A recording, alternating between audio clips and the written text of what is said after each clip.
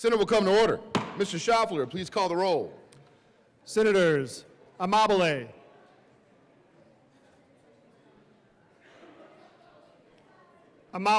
Excuse. Baisley, Ball, Bridges,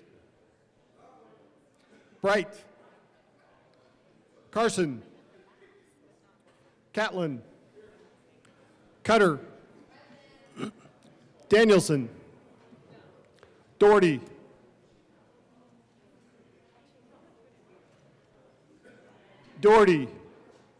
Excuse.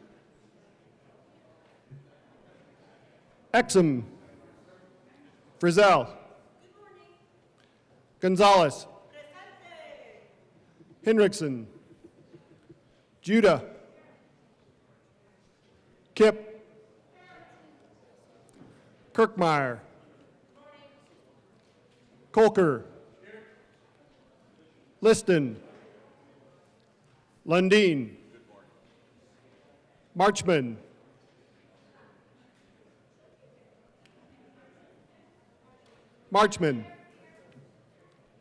Michelson Genet, Mullica, Pelton B, Pelton R, Rich, Roberts, Rodriguez, Simpson, Snyder, Sullivan, Wallace, Weissman, Winter,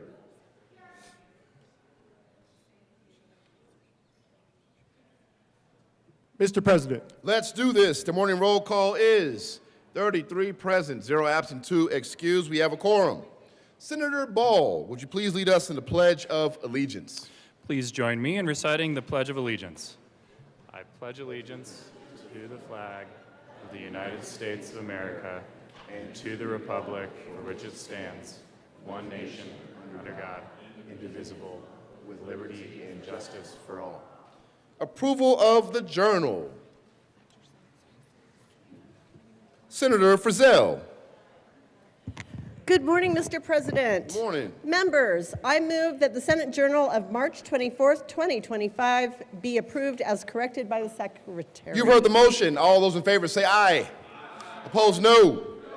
The ayes have it, and that motion is adopted. Senate Services.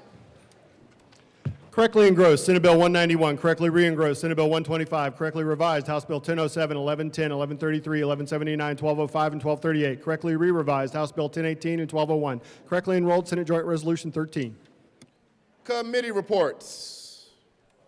Committee on Finance. After consideration on the merits, the committee recommends the following. House Bill 1005 be referred favorably to the Committee on Appropriations.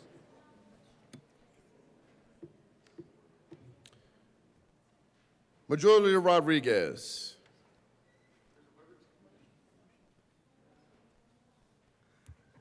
Thank you, Mr. President. I would like to proceed out of order for a moment of personal privilege for Senator who wished to come to the well and do a moment of personal privilege. You've heard the motion. All those in favor say aye. Aye. Opposed, no. The ayes have it, though. And the Senate will proceed out of order for moments of personal privilege. Senator Colker. Thank you, Mr. President. I request a moment of personal privilege. Granted. Thank you. Members, today is Red Cross Day at the Capitol. There's a group of volunteers, staff, and board members in the gallery. Please give them a round of applause. Yeah, I'll pay the fine. Please make some time to see them today if you can. The Red Cross is an important partner here in Colorado and around the world. Also important to mention here is this Friday they are hosting a blood drive in SSB. Sign up to help patients of all ages, accident and burn victims, heart surgery and organ transplant patients, and those battling cancer. In fact, every 2 seconds, someone in the U.S. needs blood. Thank you. Thank you very much, Senator Colker. Senator Colker will be fined $1 for recognizing individuals in the gallery to be paid by the minority leader, who's not listening right now. That's perfect. Welcome, you all. Thank you for being here. Senator Pelton B. Thank you, Mr. President. I ask for a moment of personal privilege. Granted. Thank you, Mr. President. Members, March is Colorectal Cancer Awareness Month. Highlighting prevention, early detection, and support. Colorectal cancer is the fourth most diagnosed cancer in Colorado, affecting 1 in 21 men and 1 in 25 women. While cases in those over 50 have declined due to screening, diagnosis amongst younger individuals are rising, making early detection is crucial, especially in rural and underserved communities. We also recognize the impact of gastric and esophageal cancers, which are often diagnosed late. Esophageal cancer is one of the fastest growing cancers in the U.S., yet many at-risk individuals remain unscreened. This month, we honor survivors, families, and medical professionals dedicated to prevention and treatment. The Colorado Senate recognizes the University of Colorado Cancer Center, Colorado Cancer Screening Program, and the KDO and Paul M. Ratty Esophageal Cancer and Gastric Centers of Excellence and partners for their visual research, education, and care to fight against these diseases. On request of Senator Byron H. Pelton, given this 25th day of March at the state capitol, signed by James Rashad Coleman, President of the Senate, and members, we have some guests here today. We have guests from the University of Colorado, Sachin Wani, MD, please stand. Alyssa Staples, Joe Henning, Andrea Dwyer, Jose Pereira from Spain, and please give them a round of applause.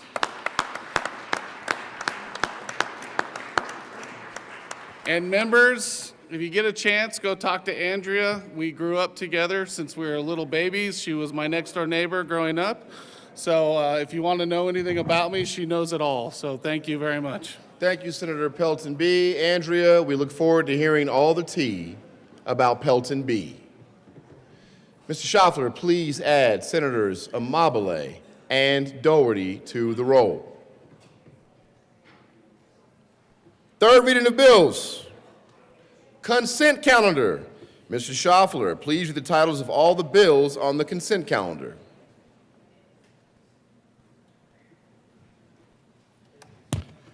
House Bill 1007 by Representatives Froelich and Valdez and Senator Winter and Simpson concerning emergency preparedness for paratransit services. House Bill 1110 by Representative Winter and Duran and Senator Pelton B. and Rodriguez concerning the allocation of costs to maintain railroad crossings in the state. House Bill 1205 by Representatives McCluskey and Brown and Senators Amabile and Roberts concerning measures to facilitate the implementation of fair access to insurance requirements plans.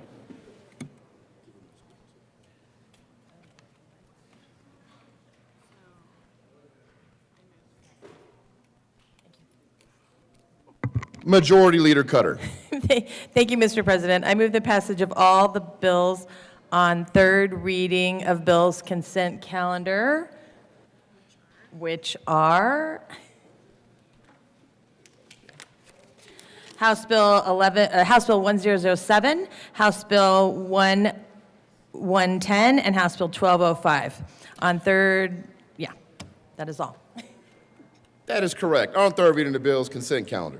Are there any discussion on any of the bills? Is there any discussion on any of the bills? Seeing none, the motion is the passage of all the bills on third reading of the bills consent calendar. Are there any no votes? Senator Baisley. Thank you, Mr. President. I'd like to be counted, please, as a no vote on House Bill 1110 and House Bill 1205. Senator Baisley will be recorded as a no vote on House Bill 1110 and House Bill 1205. Senator Carson. Thank you, Mr. President. I ask to be recorded as a no vote on HB 1007 and HB 1205. Senator Carson will be recorded as a no vote on House Bill 1007 and House Bill 1205. Senator Bright. Thank you, Mr. President. I wish to be recorded as a no vote on House Bill 1205. Senator Bright will be recorded as a no vote on House Bill 1205. Senator Pelton R. Thank you, Mr. President. I wish to be recorded as a no vote on House Bill 1205. Senator Pelton R. will be recorded as a no vote on House Bill 1205. Senator Frizzell. Thank you, Mr. President. I wish to be recorded as a no vote on House Bill 1205. Senator Frizzell will be recorded as a no vote on House Bill 1205. Senator Pelton B. Thank you, Mr. President. I request a no vote on House Bill 1205. Senator Pelton B. will be recorded as a no vote on House Bill 1205. Senator Kirkmeyer. Good morning, Mr. President, Good and thank morning. you. I wish to be recorded as a no vote on House Bill 1205. Senator Kirkmeyer will be recorded as a no vote on House Bill 1205. Senator Liston. Thank you, Mr. Chairman. I wish to be recorded as a no vote on House Bill 1007. Senator Liston will be recorded as a no vote on House Bill 1007. And once again, Senator Baisley. Thank you, Mr. President. I would like to correct my previous request to be I would like to be counted as a yes vote on House Bill 1205. Senator Baisley will be recorded as a yes vote on House Bill 1205. Mr. Minority Leader. Good morning, Mr. President. Good morning. I request to be recorded as a no vote on House Bills, just 1205. 1205. Minority Leader Lundin will be recorded as a no vote on House Bill 1205. Seeing no further no votes, with a vote of 33 ayes, 2 noes, 0 absent, 0 excused, House Bill 1007 is passed. Co-sponsors. Co-sponsors for House Bill 1007, Senators Kipp and Kipp, Marchman, Wiseman, Cutter, Wallace, Michelson Janae, Judah, Ball, Snyder, Amabile, Exum, Doherty. Please add the President. With a vote of 34 ayes, 1 no, 0 absent, 0 excused, House Bill 1110 is passed. Co-sponsors, Senators Kipp, Sullivan, Michelson Janae, Winter, Judah, Ball, Wallace, Exum, Cutter,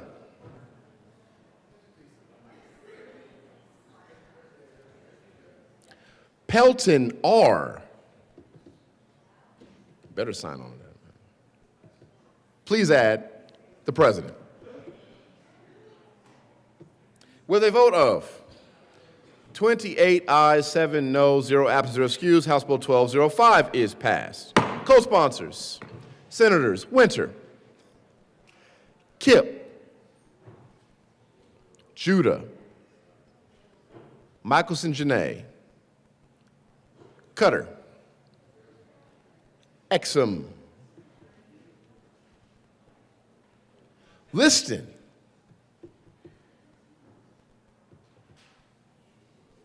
please add the President. Third reading of bills, final passage.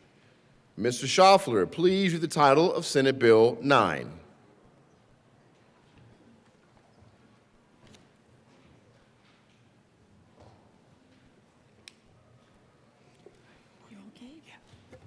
Senate Bill 9 by Senators Roberts and Danielson and Representatives Weinberg and Joseph concerning recognition of certain tribal court orders. Senator Danielson. Thank you, Mr. President. I move Senate Bill 9 on third reading and final passage. Any discussion? Seeing none, the motion is the passage of Senate Bill 9. Are there any no votes? With a vote of 35 ayes, 0 noes, 0 absent, 0 excused, Senate Bill 9 is passed. Co-sponsors, Senators Simpson, Gonzalez, Mr. Minority Leader, Frizzell, Carson, Exum, Amabile, Mr. Majority Leader, Weissman, Bridges, Colker, Snyder, Sullivan, Cutter, Ball, Wallace, Judah, Marchman, Kip, Winter, Michelson Janae, Kirkmeyer. Please add the President. Mr. Schaffler, please read the title of House Bill 1024. House Bill 1024 by Representatives Wilford and Bradley and Senators Roberts and Frizzell concerning requiring a medical professional to disclose certain information to patients if the medical professional delegates medical aesthetic services to an individual who is not a licensed healthcare provider. Senator Roberts. Thank you, Mr. President. I move House Bill 1024 on third reading, final passage. Any discussion? Seeing none, the motion is the passage of House Bill 1024. Are there any no votes? Senators Bright, Carson, Rich, Catlin, Baisley. With a vote of 30 ayes, 5 noes, 0 absent, 0 excused, House Bill 1024 is passed. Co-sponsors.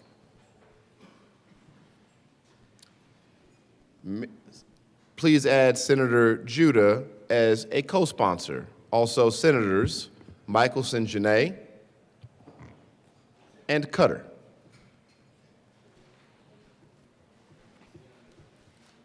Mr. Schaffler, please read the title of House Bill 1133. House Bill 1133 by Representatives Duran and Gilchrist and Senators Amabile and Kipp concerning requirements for the retail sale of ammunition for firearms and in connection therewith, establishing requirements for the delivery of ammunition sold at retail. Senator Kipp. Thank you, Mr. President. I move HB 25-1133 on third reading and final passage. Any discussion? There is discussion. Senator Sullivan. Thank you, Mr. President. I wanted to come down and show my support for Senate Bill or House Bill 1133 and thank the sponsors for bringing this forward. This is a concern that we've been hearing from the community for several years. I'm glad to see it finally make it to the light of day. My concern and my disappointment in the conversation we were having about it. We spent 5 hours and 22 minutes here on the Senate floor, and the conversation that we had here didn't have anything to do with the hour and 36-minute committee hearing that we had from concerned citizens, questions from people outside of it, concern from parents. None of that matched up, and that's a problem. We are always accused of not listening to people, and that certainly played out here yesterday in this, because what we talked about and listened to had nothing to do with what the concerns were from the public. And quite frankly, I mean, it is a concern. I've been listening to this subject matter now for 662 Fridays, become very ingrained into it. And I have been told that there's the individual, and then there's the firearm, and then there's the ammunition. As long as you keep all three of those away from one another, you should never have a problem. Individuals can't do anything. The firearms can't do anything. The ammunition can't do anything. But it's when they all get together, that's where we end up with the problems. And when we have like a situation we had less than 2 weeks ago here in Aurora, where 3 15 to 17-year-olds somehow got hold of guns, and one got killed, one got injured. The third was able to drive him to the hospital to, see what was going on. Our first question, as normally they always are, is where did he get the gun? He's not supposed to have a gun. He's only 15 years old. Now our question is going to be, where did he get the ammunition? Because the gun by itself, as again, I have been told, is something I should never be worried about. It's an inanimate object. It doesn't have it, and again, Alex's killer had walked up with that Smith & Wesson MP15 Sport and swung it at Alex. Alex is still alive. But put a 100-round drum on it and armor-piercing ammunition in it, and Alex does not have a chance. So now that's what we're going to start looking at. We're going to try to figure out where these kids are getting the ammunition. And it is a problem. And I would have really enjoyed hearing conversation about what we're going to do about it. I didn't think it was going to be that difficult to put the ammunition behind the counter or lock it in the viewing case in front. We do that with Sudafeds. But apparently, my Sudafed, my Claritin that I used to take, can become some kind of a horrible narcotic that someone can make. I can't make it. I mean, I can't. I'm doing all I can to keep the hay fever in check. But we've put that behind glass and had to go ask for it. And I just thought this was the next step to it. And so we'll take a further look at this moving forward. And unfortunately, it's pretty clear that there's only one side of the room that really wants to look at these problems. Because if you wanted to do something about it, we would have had a discussion about it. But we didn't want to have a discussion about it. We wanted to talk about reloading.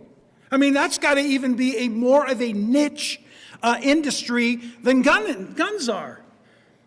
And quite frankly, I don't know why you all aren't doing it. I don't understand why you all aren't making your own guns. Because you can't trust the companies that are making it, because those things are infallible all the time.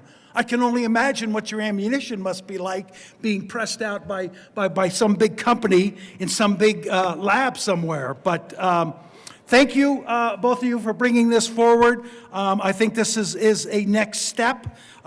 It's not the last step when it comes to ammunition. We're going to be looking at this because we're trying to figure out how it is these 17-year-olds are getting this ammunition to put into these firearms and using them to harm themselves and or others. And if we can't come up with, and we tried, and that was, again, another thing I wanted to bring up. We asked questions. Ask questions about these things. Geez, you know what? We passed a bill on an Office of Gun Violence Prevention.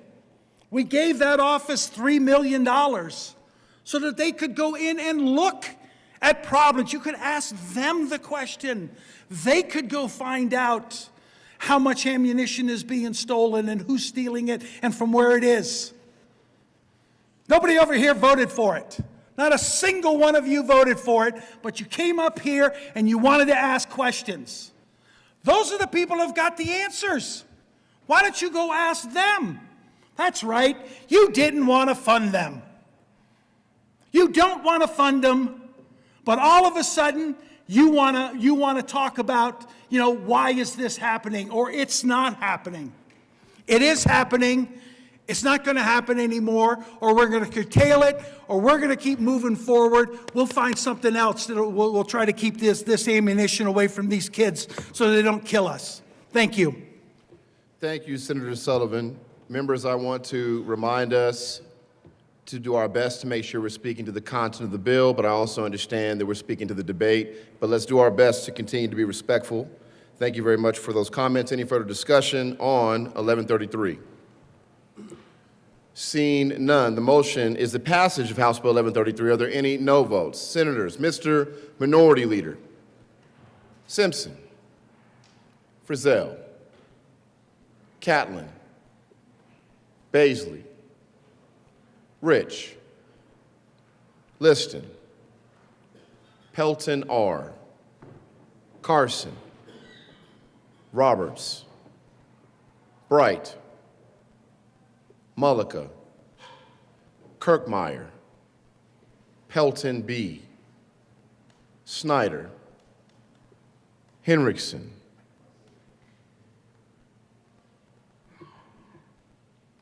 With a vote of 19 ayes, 16 noes, 0 absent, 0 excused, House Bill 1133 is passed. Co-sponsors, Senators Weissman, Danielson, Colker, Sullivan, Cutter, Wallace, Gonzalez, Judah, Winter, Michelson, Janae, Doherty. Please add the president.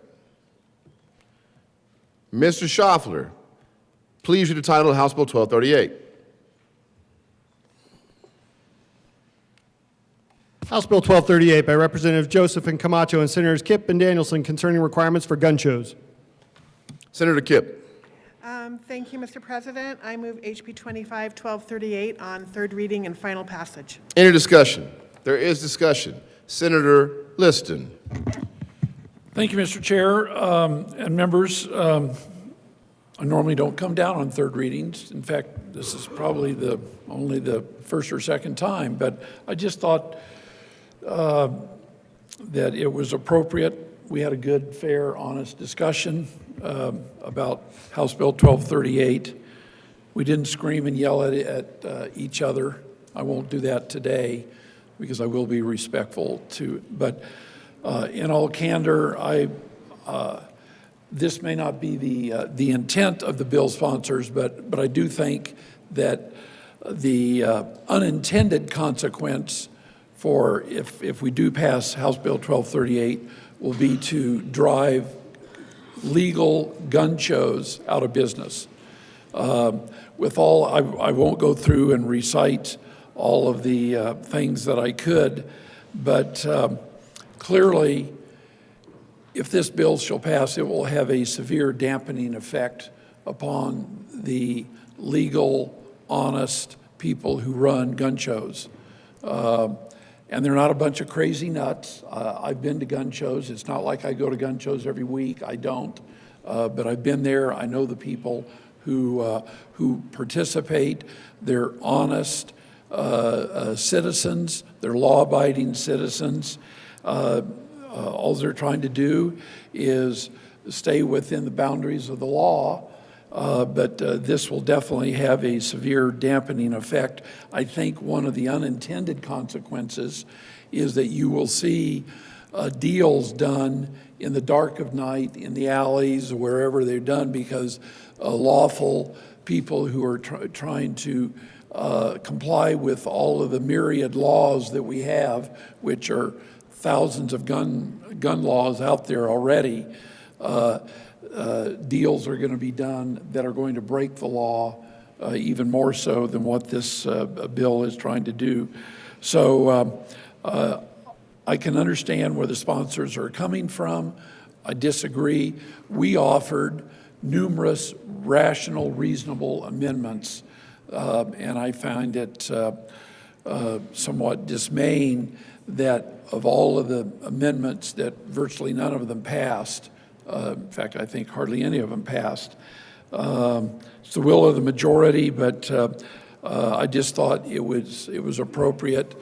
And for my own conscience, I would come down and speak on behalf of the thousands of law-abiding citizens who participate at gun shows. They're not a bunch of crazy people. They're not trying to do anything wild and circumvent the law.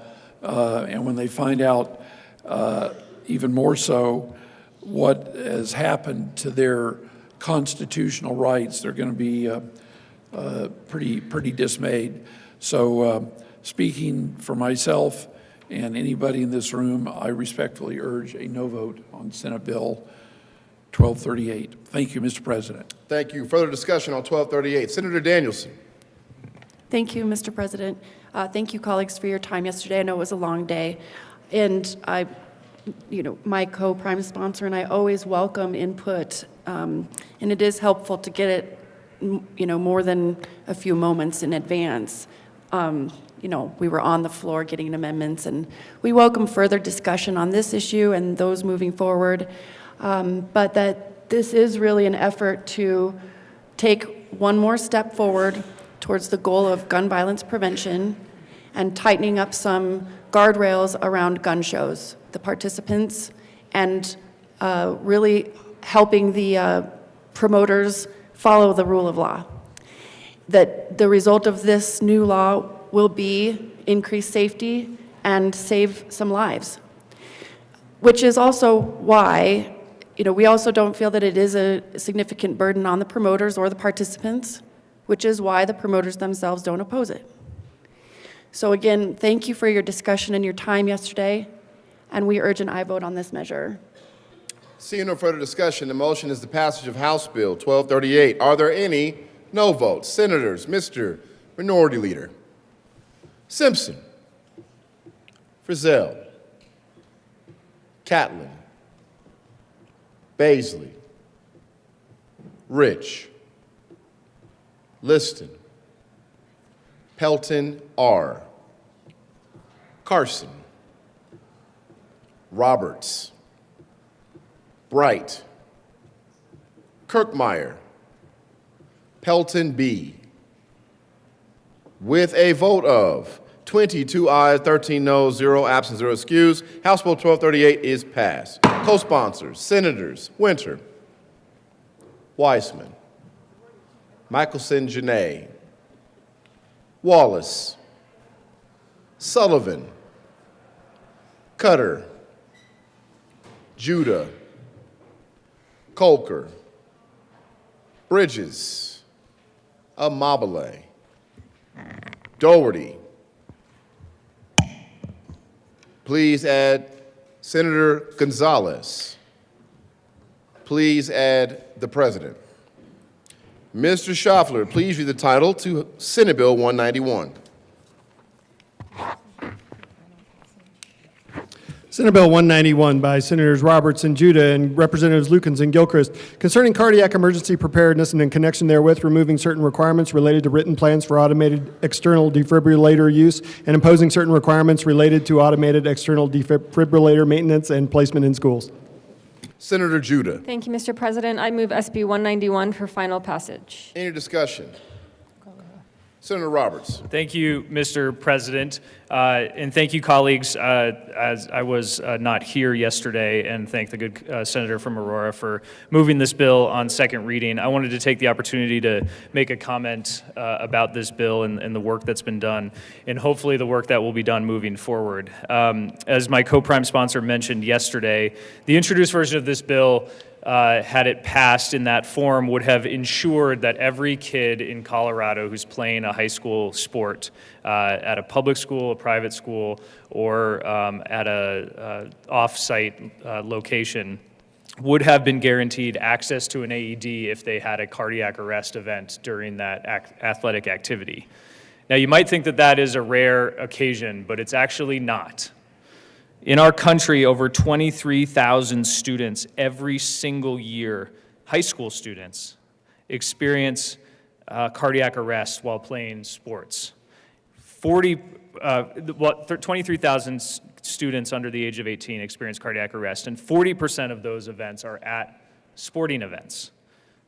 That means over 9,000 kids every year experience a cardiac arrest at a sporting event. Incredibly scary situation. One that can be quickly saved and reversed with an AED. These are incredible tools that are so easy to use these days that they save lives in the matter of moments. To not have them at a sporting event doesn't make any sense anymore. It doesn't make emotional sense, doesn't make health sense, and it doesn't make financial sense. We got a lot of pushback to the introduced version of this bill from our school districts and from people involved in school administration that this could not possibly be done in Colorado. It's an unfunded mandate, they said. AEDs cost about $1,200, a portable AED, somewhere in that range. There are a multitude of organizations in our state that give out these AEDs for free or offer them at an extremely steep discount. I asked the school districts across this state to please get an AED for your sporting events. The bill we are about to pass today does not require you to do so. It will update standards that are very important to ensure that the AEDs that do exist are not behind locked doors and are maintained properly and people can have access to them. I am sorry that we had to water this bill down. To the students and kids and families across the state, I am sorry that we had to water this bill down because of the pushback we got from school districts. I hope that every school district will take this as an opportunity to go out and do it on their own. We heard from many school districts that are already in full compliance with the introduced version of this bill. But in order to get this bill passed in any form, we had to make that amendment. The bill still makes an improvement that I think will save lives, but we could have saved more lives. And so I am asking, in addition to the passage of this bill through the Senate today, that every school district in the state, no matter your size and no matter how much these AEDs cost, it is worth it. It can save a kid's life tomorrow. Please do it. Thank you. Senator Judah. Thank you, Mr. President. Members, one thing that I didn't mention yesterday was I really wanted to humanize this issue. In committee, we heard from kids who were saved by an AED, but we also heard from parents who their children weren't so lucky. And there was a common theme, was that one, it was available, accessible, and people knew how to use it. But for those less fortunate, it was locked up, inaccessible, and people didn't know how to use it. In committee, we were really grateful for getting out unanimously, but the fact remains that, to my co-prime's point, our children are dying for something that could be so preventable. And we are incredibly unapologetic about our commitment to come back next year, and if it takes the year after that, to protect these kiddos, to make sure that they are safe and that they can actually enjoy what they want to do. They can play their sport and not have to worry about anything happening that they never thought could happen to them. With that, I ask for an aye vote, and I look forward very much, Senator, to coming back and doing this with you again. Further discussion. Senator Kirkmeyer. Thank you, Mr. President. I'm sorry I missed the debate yesterday. I was not able to be here for Senate Bill 191, but I would urge an aye vote on this. And it is extremely important. I understand it would have been an unfunded mandate. It's too bad that it got taken out. I would agree with you. But for those school districts who wanted to complain about an unfunded mandate that would probably save some children's lives, I would tell you this. As a Weld County Commissioner, we put this piece of equipment in all of our county buildings, and after the first year we did that, it saved lives. With our emergency medical services, we offered it and made sure that every fire department on their emergency medical services in their trucks, that they had this type of equipment as well. And I would say to the school districts who are worried about a $1,200 unfunded mandate, you should check with your emergency medical services, whoever is providing those services in your community, because you can probably get one for free from them. So, or a few for free from them to put in each of your buildings, because I think they understand the importance of saving lives as well. So I would just urge an aye vote, and I would urge our school districts to work with your emergency medical services, whether they're private or public services, and see if you can't get some of these things put into your buildings and used at your sporting events. It would be extremely helpful, and it does save lives. So thank you for bringing this bill forward. Thank you, Senator. Further discussion? Seeing none. The motion is the passage of Senate Bill 191. Are there any no votes? With a vote of 35 ayes, 0 noes, 0 absent, 0 excused, Senate Bill 191 is passed. Co-sponsors, Senators Bridges, Mullica, Exum, Doherty, Frizzell, Mr. Minority Leader. Catlin. Snyder. Danielson. Cutter. Kirkmeyer. Ball. Wallace. Kipp. Winter. Michelson Janae. Weissman. Amabile. Henriksen. Sullivan. Marchman. Please add the president. Mr. Schaffler, please read the title of House Bill 1179. House Bill 1179 by Representatives Zakai and Foray and Senators Doherty and Judah concerning automobile insurance coverage for the replacement of a child restraint system. Senator Judah. Thank you, Mr. President. I move House Bill 1179 on final passage. Any discussion? Seeing none, the motion is the passage of House Bill 1179. Are there any no votes? Senators Simpson, Pelton B., Mr. Minority Leader, Bright, Frizzell, Carson, Catlin, Pelton R., Liston, Baisley, Bright, Kirkmeyer.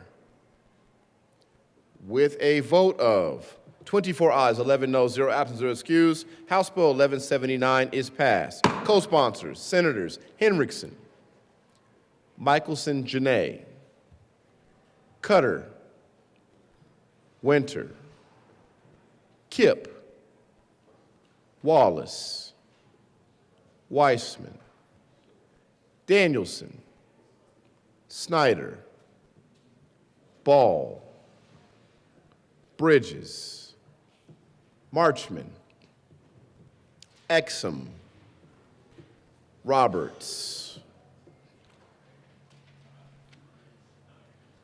Please add the president. Mr. Majority Leader. Thank you, Mr. President. I move pursuant to Senate Rule 21C that I move the Senate grant leave to the Joint Budget Committee to meet while the Senate is in session. You've heard the motion. All those in favor say aye. Opposed, no. The ayes have it, and that motion is adopted. Y'all are excused and not excused. General orders.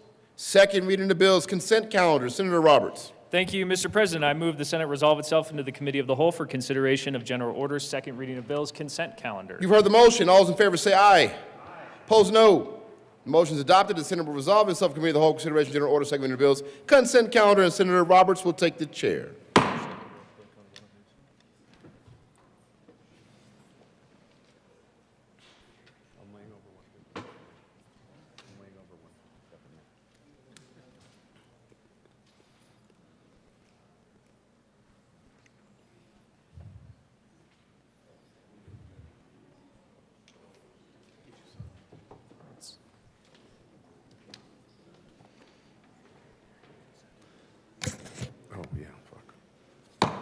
The committee will come to order, and the court rule is relaxed. Will the clerk please read the title of all the bills on the general orders, second reading of bills, consent calendar? House Bill 1086 by Representatives Barone and Gonzalez and Senators Pelton B. and Michelson Janae concerning the timing of the enactment of the Interstate Compact on Placement of Children. House Bill 1085 by Representative Lukens and Johnson and Senators Roberts and Pelton R. concerning Public Hospital Board of Trustees. House Bill 1203 by Representatives Winter and McCormick and Senator Pelton R. and Mullica concerning cell-cultivated meat and in connection therewith prohibiting the misbranding of cell-cultivated meat as a meat product and requiring cell-cultivated meat to be clearly labeled as cell-cultivated meat. Majority Leader Rodriguez. Thank you, Mr. Chair. I move for the passage of all the bills on general order, second reading of bills, consent calendar, which are House Bill 1086, House Bill 1085, and House Bill 1203, and there are no committee reports. Thank you. Is there any discussion on any of the bills on the consent calendar? Senator Weissman. Thanks, Mr. Chair. Members, I wanted to say three things quickly on 1203. First, just so I don't bury the lead, I'm in support. Good bill. Second, I just wanted to observe that here is bipartisan legislation testifying to the importance of accurately communicating about goods that are placed into the stream of commerce, and there is a consequence for not accurately describing those goods. and in this case, the consequence is to be meted out by CDPHE. It's great to see bipartisan support for that, and I'd like to see more of it in the future. On a lighter note, the third point is on page 4 of the bill. We find that the word portmanteau is proposed to be added into the CRS. Coming from a family of grammar nerds, I think that's pretty amazing. I checked 2 different copies of the online statutes, and that word is to be found nowhere in any of CRS. So this would be a first. And to the senators from the Eastern Plains and Thornton, well done, and I urge a yes vote. Thank you. Any further discussion? Senator Baisley. Thank you, Mr. Chairman. We heard this bill in committee, and I just want to pass on the warnings from folks who gave testimony in opposition to the bill that there would be unintended effects, negative effects on construction defects, and doctors who warned that they would no longer be able to practice in the state if this bill were to pass. And there is concern regarding the trend of law effects on 157, yeah. Yeah, 157 is on general orders. We're still in consent. Yeah. Oh, I apologize. Never mind. There you go. Not paying attention again. Okay. Never mind. Any further discussion on the bills on the consent calendar? Mr. Minority A Leader. little redirect back to consent calendar 1203. I want to know, where's the beef? Maybe we shouldn't have had this on the consent calendar. We've had a whole discussion. Seeing no further discussion, the motion before us is the passage of all the bills on this general order second reading of bills consent calendar. All those in favor say aye. Aye. Those opposed, no. The ayes have it, and the bills are passed. Mr. Majority Leader. Thank you, Mr. Chair. I move the committee rise and report. You have heard the motion. The motion is for us to rise and report. All those in favor say aye. Those opposed, no.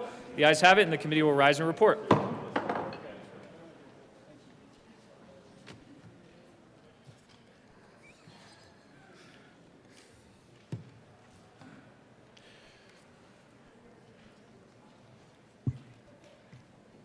Members, before we come back, I've been told by Senator Sullivan that I want to make sure that as we're talking about cultivated meat, that we speak specifically to the bill and not arguments discussed during the debate, which there was no debate because it was on consent. But please, members, especially Senator Wiseman, please speak specifically to the bill and not sell cultivated meat, which I have no idea what that is.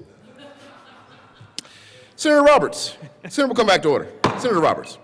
Thank you, Mr. President. The committee has met and had a number of bills under consideration. Will the clerk please read the report?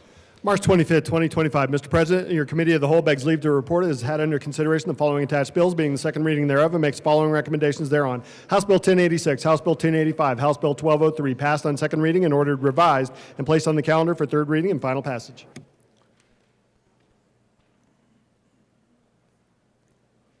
Thank you, members. I was being educated about what cell-cultivated meat is, and I guarantee you none of us should be eating that. Senator Roberts. Thank you, Mr. President. I move the report. The motion is adoption of the committee of the whole report. Are there any no votes? Not one on cell-cultivated meat? With a vote of 35 ayes, 0 no, 0 absent, 0 excused, committee of the whole report is adopted. House Bill 1086, House Bill 1085, and 1203 passed second reading and order revised and placed on the calendar for third reading and final passage. General orders. Second reading of the bill. Senator Roberts. Thank you, Mr. President. I move the Senate resolve itself into the Committee of the Whole for the consideration of general orders, second reading of bills. You heard the motion. All those in favor say aye. Opposed, no. The ayes have it. The motion is adopted. The Senate resolve itself into the Committee of the Whole for consideration of general orders, second reading of the bills, and Senator Roberts will take the chair.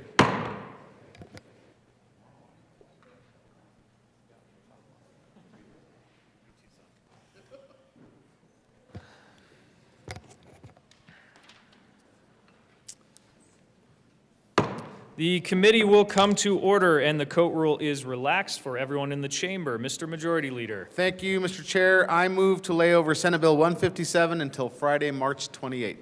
Motion is to lay over Senate Bill 157 until Friday, March 28th. All those in favor say aye. Aye. Those opposed, no. The ayes have it. Senate Bill 157 will be laid over to Friday. Mr. Majority Leader. Mr. Majority Leader. Thank you, Mr. Chair. I move to proceed out of order to take up Senate Bill 124. The motion is to proceed out of order to take up Senate Bill 124. All those in favor say aye. Those opposed, no. The ayes have it, Senate, and we will proceed out of order. Will the clerk please read the title of Senate Bill 124?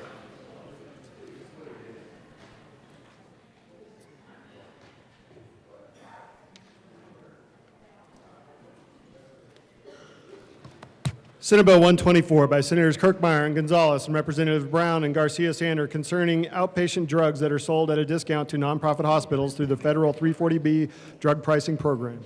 Senator Gonzalez. Thank you, Mr. Chair. Colleagues, we move Senate Bill 124 on second reading along with the HHS committee report and ask for an aye vote.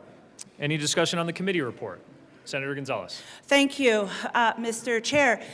In the committee, we ran a number of amendments, and I think the one to which I will offer comment was the amendment that struck the language of Senate Bill 124 that would have directed specifically the 340B profits to support patients directly. Understanding that this was in many ways incredibly important to patients, but also recognizing that there were concerns around how best to direct and track those dollars.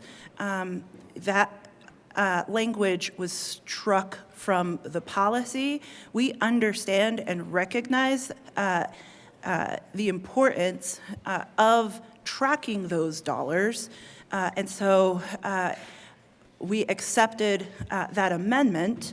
And with that, Mr. Chair, we ask for an aye vote. Is there any further discussion on the committee report? Seeing none, the motion before us is the adoption of the Health and Human Services Committee report. All those in favor say aye. Aye. Those opposed, no. The ayes have it, and the committee report is adopted. To the bill. Senator Gonzalez. Are we doing amendments first? We're not going to do any amendments. They can do that later. Okay, all right. Thank you, Mr. Chair. I want to talk about why we're here today. We bring forward Senate Bill 124 for your consideration because too often when I have conversations with my constituents here in the state, in my Senate district, or as I travel across the state and have discussions with Coloradans who are, quite frankly, appalled that they, on a month-to-month basis, have increasing difficulty in either paying their rent or affording their medications. I have heard stories of Coloradans who cut their medications in half. I have heard stories from Coloradans who navigate chronic conditions and are often placed in collections as opposed to being able to access and receive charity care. And so when I heard that the good senator from Weld County was working on a policy that sought to actually ensure that Coloradans at the margins, that Coloradans who are at risk of financial ruin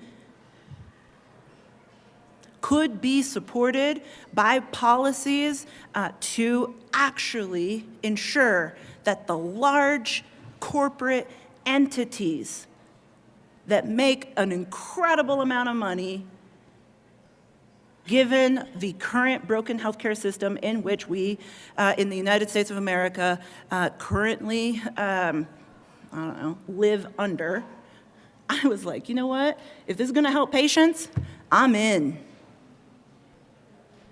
There's been so much debate about, oh, well, this is just pharma versus hospitals. This is just hospitals versus pharma. You know what this bill is actually about?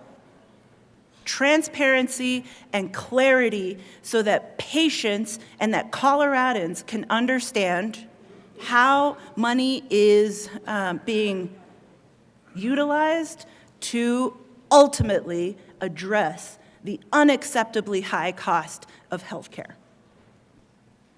You see in Senate Bill 124 an acknowledgement that FQHCs, that sole provider hospitals, that critical access hospitals are not part of the bill at all, because we understand that those entities, let me tell you what, those entities know how to stretch $1 out of 15 cents because they do it every day. But we don't have clarity in terms of how some of the larger systems are actually utilizing those dollars. I would call them profits. You see that reflected in the bill language of Senate Bill 124. Others would call those 340B savings. That's fine. I accept that arose by any other name can be just as sweet. That's fine. What Senate Bill 124, though, does for what I now understand to be the first time in the United States related to any of these policies, Senate Bill 124 ensures that 340B profits / savings, depending on how you want to characterize them, cannot be used for lobbying, all love and respect, cannot be used for advertising, cannot be used in ways that fall outside of mechanisms to actually ensure that those costs, that every single precious dollar goes to serving patients.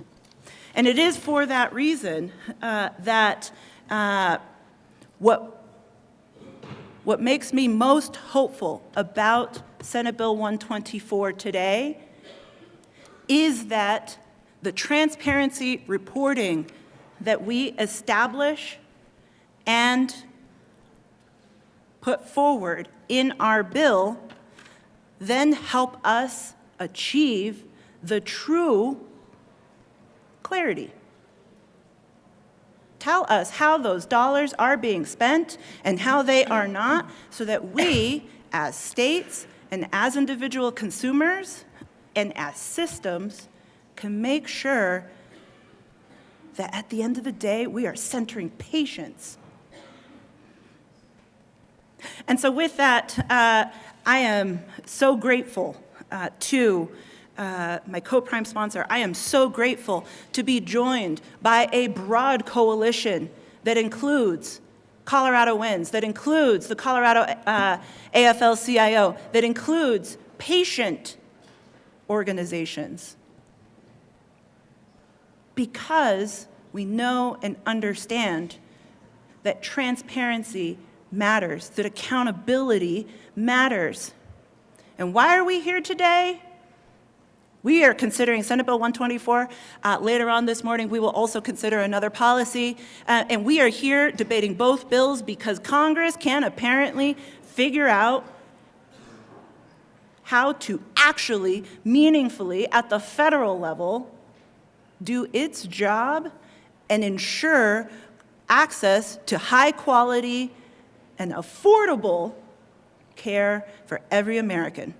As a matter of fact, in Congress right now, they're debating on whether or not to further gut access to health care. That's on them. I see 340B as a floor, not a ceiling. And we here in the state have been leaders in healthcare policy before, and we can do it again here today. And so with that, thank you, Mr. Chair. I will now turn it over to my co-prime sponsor. And again, I just want to reiterate my support for this bill and ask for your aye vote on this important policy. Thank you. Senator Kirkmeyer. No? Any further discussion on Senate Bill 1? Senator Kirkmeyer. Oh, he's going to make comments. Okay.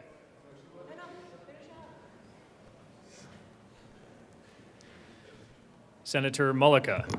Thank you, Mr. Chair, and thank you to the sponsors for bringing Senate Bill 124. There is one thing I agree with, and we've been clear about, and that this program is broken, and it's broken at the federal level. But I think the one thing I wanted to talk about a little bit here is Colorado. And what does this bill mean for Colorado? And Senate Bill 124 is being talked about that it's transparency. And obviously I think transparency is a good thing. But I think, like we talked about in committee a little bit, you dig a little deeper on this bill and you see what it's about. And it's about dollars. And it's about how those dollars can be clawed back potentially. We know that we are in a dire situation, not only here in Colorado when it comes to Medicaid funding and when it comes to really providing that care for our most vulnerable patients. And we know it's an even more dire situation when we look at the federal government and when we, as a state, are looking down the pipeline of $880 billion in Medicaid cuts, potentially, that help us take care of our most vulnerable people in Colorado. And I think the thing that I'm curious about when we look at 124 is that, we hear about this and that these cost savings aren't being used or they're not going to the patients. And just to give everyone kind of a brief overview on how 340B works is that these hospitals are able to get these drugs from the pharmaceutical industry at a discount rate. And so let's say the drug costs $10, the hospital can get that drug for $2, and then they still charge the $10, and the hospital gets to keep that difference, and those dollars are supposed to go to the patients. I think the question is okay, well, if the hospitals don't get that difference, how does that spread get covered? And the fact is that the drug's going to cost $10 no matter what. The pharma industry is going to charge $10 for that drug, and that profit is going to stick to the pharma industry, or the hospital is going to be able to get that spread, and that those dollars then stay in our community.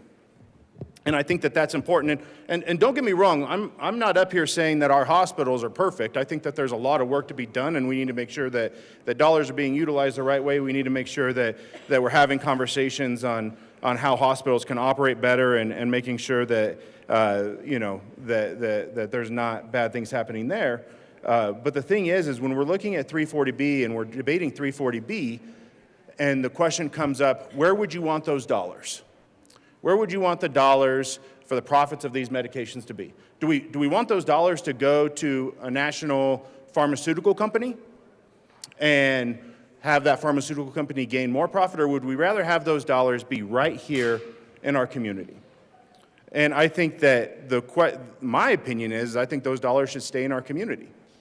And I want to advocate to make sure those dollars stay in our community. And when we're looking at policies like 124, I think we also have to understand what environment we're in.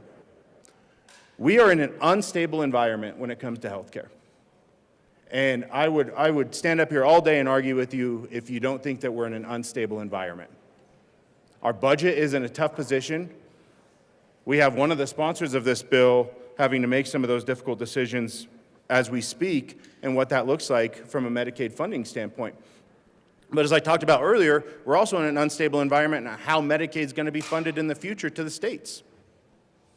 And so what we're now doing is we're going to go to our hospitals who are trying to make sure that they're providing that care, and we're going to say, here's an unstable environment, here's a lot of unknowns. We're gonna make some cuts here at the state level, and there's gonna be even bigger cuts at the national and the federal level. But we're gonna throw some more things at you, and we're gonna make that environment even more unstable. Help me wrap my head around that, members. So we are trying to provide care for the most vulnerable members of our community in an unstable environment, and the state wants to come in and make that even more unstable. You know, I work in the ER. I work in healthcare. And our healthcare system's broken. There is no doubt about it. Our healthcare system is broken. And that healthcare system is broken for our most vulnerable, our hardest to serve communities who struggle to access care. Because if we're being honest, when we're looking at healthcare, people don't often, break down the door to try to go take care of those most vulnerable. Because guess what? They don't get the most money in doing that. It's hard. And so now what we're going to say is these hospitals who provide care to those most vulnerable, who have to qualify, who have to take care of a certain percentage to even be able to qualify for this program of taking care of our most vulnerable in Colorado, here's some more hoops to jump through. And then we're going to try to see, how do we take money out of the system? We want to dig in, and we want to figure out, how do we take more money out of the system? Members, I'm not here to try to enrich the pharmaceutical industry. I'm not here to try to take money out of the system when we're trying to take care of the most vulnerable people in Colorado. I'm here to try to do that. And I understand how this bill is being pitched, and I understand that it's being pitched as a transparency and how, we can be better, but I think it's pretty easy if you can go look at who's supporting this bill, where that bill's coming from. And really what this bill is about, it's saying how does a certain industry claw back money from a program? And look, this fight is happening all over the country. And I think it's made it really difficult to have conversations on how we can come up with a solution, and specifically a solution that works for Colorado, because everyone's afraid to set a precedent. Everyone's afraid of saying, what happens if we do this in Colorado, and what does that mean in another state that we're operating in, or another state where we're having a fight in? And that's really, really disappointing, because I think that when we're looking at policy like this, and we're looking at policy that will potentially harm the ability to care for some of the most vulnerable people in Colorado, we should be thinking about Colorado. I don't give a damn about what Utah is doing, or Arkansas, or any other state. I care about Colorado, and I care about making sure that we keep the dollars here in Colorado to help us take care of the patients here in Colorado. And that's what I am up here fighting for, and I don't believe 124 helps us do that. I actually think 124 makes it harder for us to do that. When we're looking at these hospitals and we're trying to find a way to support these hospitals in a very unstable time, and we bring a bill that is going to make their job harder, that is going to bring potential more instability into the market, that makes absolutely no sense to me. Now, I want to be clear. I don't think that it's wrong that we have conversations on how to make sure our hospitals operate better. I don't think it's wrong that we have conversations on how to make sure our hospitals are more efficient. I think that is appropriate. But I do think that we need to have conversations, especially in this environment, of how do we support them? How do we make sure that they're being set up for success? And that when we have a program that brings real dollars to our state to help care for our hardest to serve Coloradans, I think we need to do all that we can to make sure that those dollars stay in our state and aren't clawed back for a certain industry's profit. And I think that matters, members. And I would encourage everyone, do your due diligence, dig in. It becomes very clear if you go just below the surface of what this bill is about and who this bill benefits. And I would ask for a no vote on Senate Bill 124. Senator Kirkmeyer. Thank you, Mr. Chair. I just want to say, wow. So I think the fact that I'm a prime sponsor on Senate Bill 124 is probably the reason that I haven't been lobbied by the other side. I mean, I've heard some of the arguments. I have never heard them presented I've never heard them present it that way. So I'm thinking, wow, no wonder everybody's done. No wonder everybody's a bit fed up. So let me just give a few points. I'm not going to go on forever here, but I do want to clear up some misconceptions and some misunderstandings with regard to Senate Bill 124. First of all, I just want to point out to all of you, you know there is no such thing as a 340B patient? Do you know that any profit that's made off of the acquisition of discount drugs and then they're sold at a higher price, you know that doesn't go back to the patient? It's supposed to go back into the community, but it doesn't go back to the patient. A friend of mine, when I was talking to him about the 340B program, gave me this analogy, and I think it really drives home the point. The way the 340B program works, and it is broken, that is the one thing that I would agree with. It is broken. And I would agree with another point that was made, that the feds need to fix this. They started this program back in 1992. It didn't even start in HHS. It just didn't even start there. But they started this program. The whole thing behind this program is about pharma has to give certain drugs for certain reasons, but they have to be able to sell certain drugs at a very discounted price. Hospitals get to buy those drugs at the very discounted price. And the goal of this program was so that those hospitals would stretch very scarce federal resources, reach more eligible patients, and provide more comprehensive services. It was about ensuring that these entities can afford the medications they need to serve the communities effectively. It's about serving the communities. It's about getting it back to the patients, essentially, through serving the communities. So I want you to think that if we were to, on the food stamp program, you know, SNAP, I want you to think about if we ran that program this way. We gave all the money to the grocery stores, and then we said, we trust you to get it back into the community or back to the people who need the groceries. Because this is what's happening in 340B.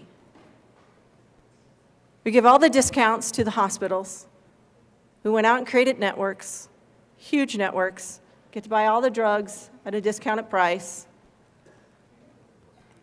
and then they get to sell them at a higher marked up price and they get to keep the profit. So we were trusting them to get it back into the community. And I'm not saying that some of them aren't getting it back into the community or that they aren't getting it back into the community. But the way they have fought transparency so hard makes me kind of wonder, how much are they getting back into the community? Back towards patients. Patients who are low income. Patients who have cystic fibrosis or lupus or some other disease that are being told that the price of their drugs are outrageous. So I just want you to think about it. So there is nothing in this bill that claws back dollars from hospitals. Not one thing. There is nothing in this bill that says the dollars are going to go to pharma. Not one thing.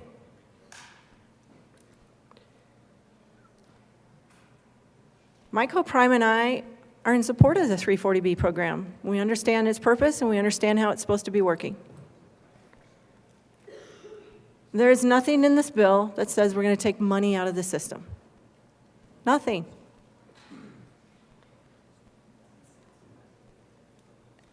And more instability into the market? Nope.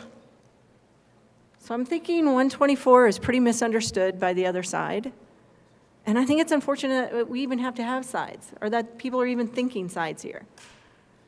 Because again, purpose of the program is to pass the discounts on to patients. That was the intent. It's to serve those underserved communities. It's to get the money back into the community. That is why 124, first of all, that's why we said, okay, sole community providers, critical access hospitals. Those are our small rural hospitals.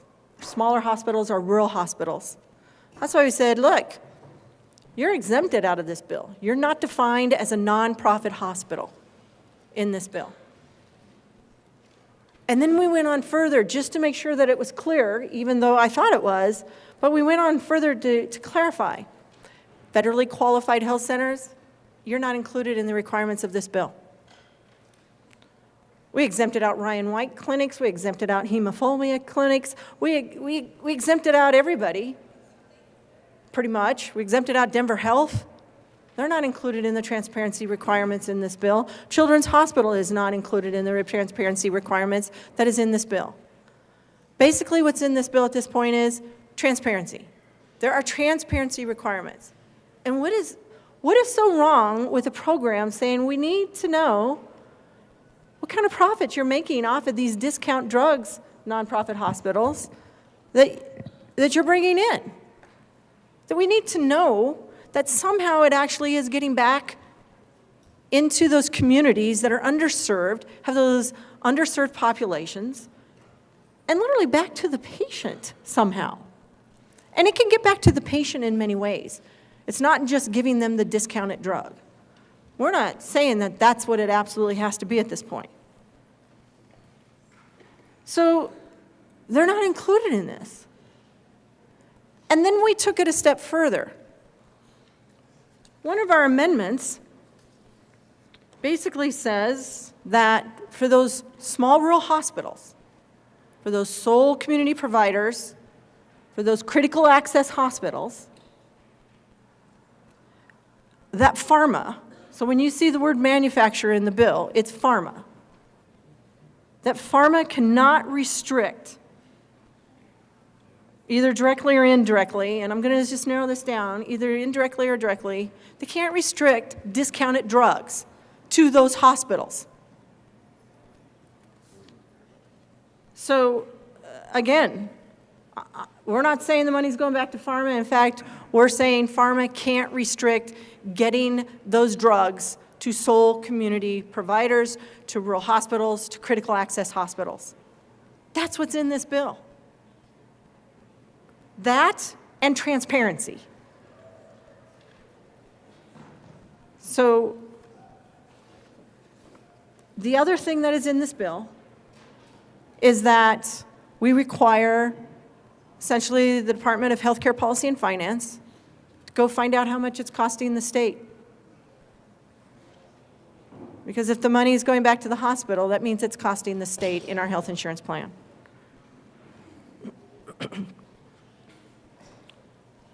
This is a good bill. It's about transparency. It's not about all those other things that was mentioned earlier. We're not taking money out of the system. We're not causing an instability in the market. I would agree with one thing that the good senator from Thornton spoke about, and he said the dollars are supposed to go to the patients. Wholeheartedly agree. Let's figure out how we get it there. And the first step in getting it there is the transparency and identifying how much profit these hospitals are making off of the 340B discounts that they're receiving, that we are not interrupting in 124. It is important.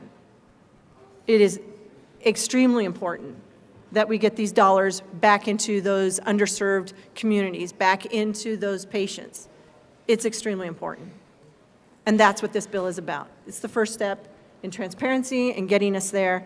And how do we make sure that the discounted drugs are stretching those scarce federal dollars and that it's going back into patient services?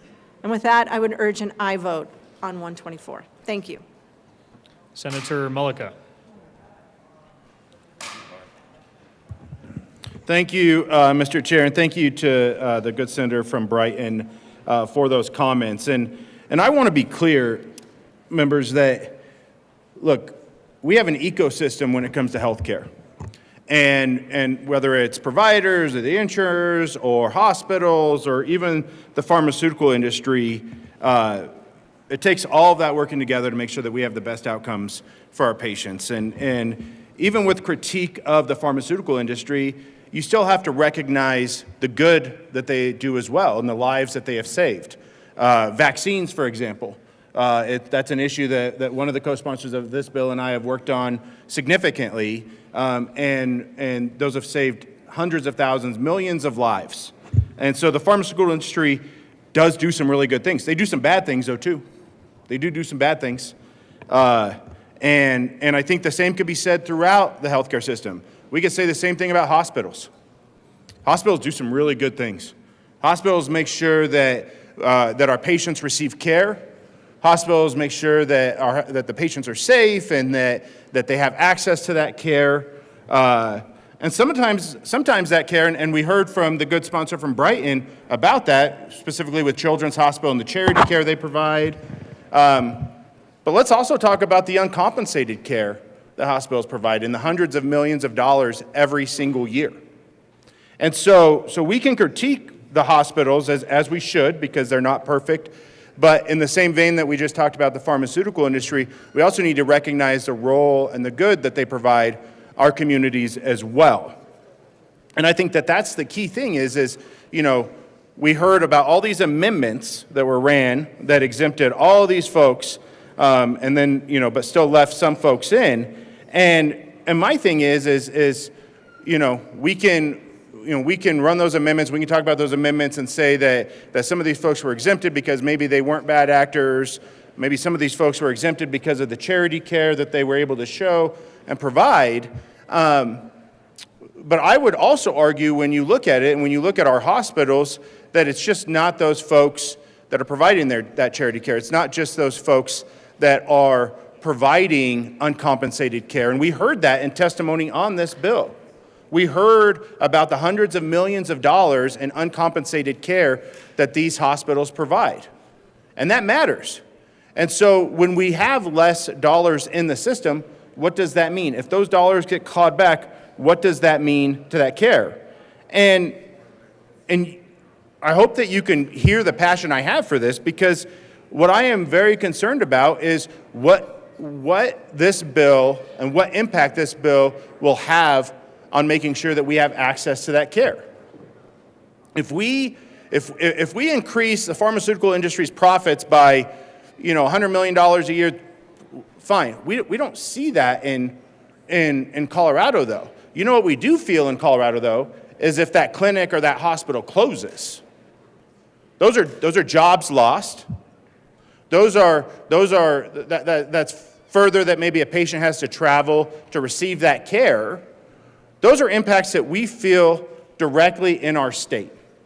And so when we're talking about certain industries, and I agree with the sponsors, it is disappointing, it's disheartening to see these fights happen, because I think at the end of the day, the patients get the short end of the stick when this happens. I would love to see a solution and something come together, and I think we will see solutions come together, and I think there are conversations happening of what that transparency looks like and how it's doable. But when we're talking about impacts and we're talking about things in Colorado, we feel that directly when it comes to the care that's provided in Colorado. That if we have a clinic or we have a hospital that closes in Colorado, we feel that directly, right here.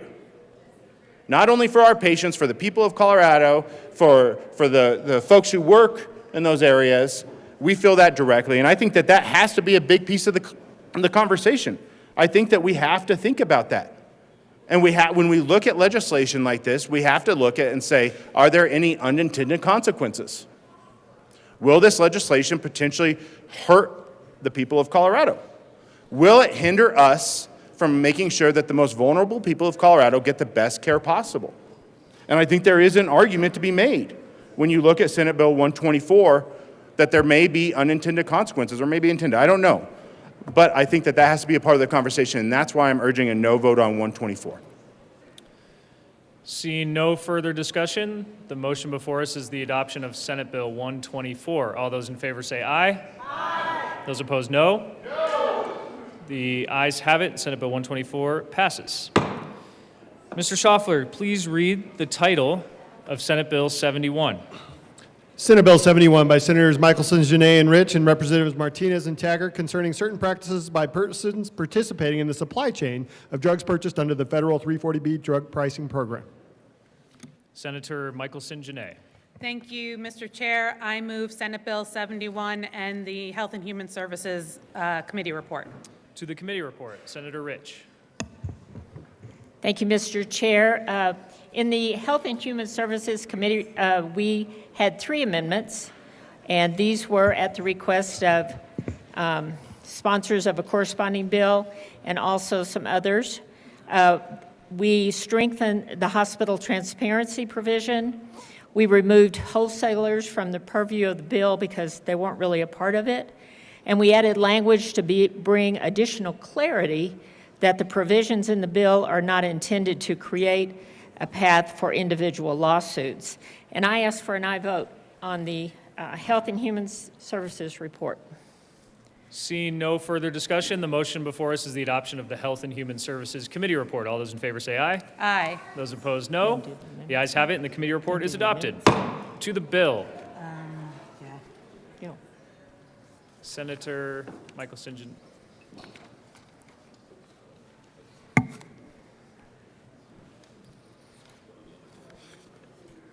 There is an amendment at the desk. Mr. Schaffler, please read L16. Amendment L16, amend printed bill, page 6, after line 20, insert 4, 340B savings means the difference between Senator the aggregated. Michelson, Janay. Thank you, Mr. Chair. L16 adds the use of savings provision to the new Article 29 in Title VI, which includes the Attorney General enforcement provisions, and the amendment lists the prohibited uses of 340B savings. Could I have you make a motion on the amendment, please? Oh, sorry. I move Amendment L16. Thank you. Any further discussion on this amendment? Seeing none, the motion before us is the adoption of Amendment L16. All those in favor say aye. Aye. Those opposed, no. The ayes have it, and the amendment is adopted. There is an amendment at the desk. Will the clerk please read L17? Amendment L17, Senator amend printed bill. Rich. Thank you, Mr. Chair. We have several meetings, and in good faith, we are preparing an additional amendment concerning transparency. Of course, it has not been enough for pharma, but we have pushed the hospitals and the clinics as far as they can go. And L017 adds additional reporting requirements in the community benefits report for hospitals covered entities that are reporting hospitals, including the difference between aggregate market rate costs and aggregate acquisition costs for 340B drugs, and total operating costs for a hospital-covered entity that is a reporting hospital and costs related to providing charity care. I ask for an aye vote on L017. Can I get a motion on the amendment, please? Oh, well, I move L017 to SB 71. Thank you. Is there any further discussion? Seeing none, the motion before us is the adoption of Amendment L17. All those in favor say aye. Aye. Those opposed, no. The ayes have it, and the amendment is adopted. To the bill, Senator Michelson, Janay. Do you want to start? You go. Okay.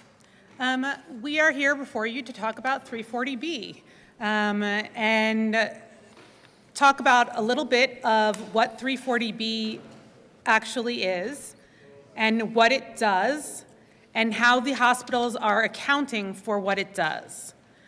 340B is a program designed by the federal government to provide savings to hospitals on pharmaceuticals. In order for the pharmaceutical companies to get their Medicaid contracts, they had to agree to 340B. So if they wanted to get their lucrative Medicaid contracts, they had to agree to participate in the 340B program. And the 340B program is doing a tremendous amount of good in our community, which we'll get to. What I want to say about the program that I think hasn't been said yet, or has been said in different ways, is this program is to ensure that the hospitals have money for charity care and other care to the underserved and the unserved. But what hasn't been said, I lost my train of thought. What hasn't been said is that that this money is not all of the money that hospitals use for serving the underserved. You all have in front of you a copy of the Hospital Community Benefit Accountability Report. It's tabbed for your enjoyment. In this report, it will show, are you going to go over those numbers? No, you go ahead. Okay.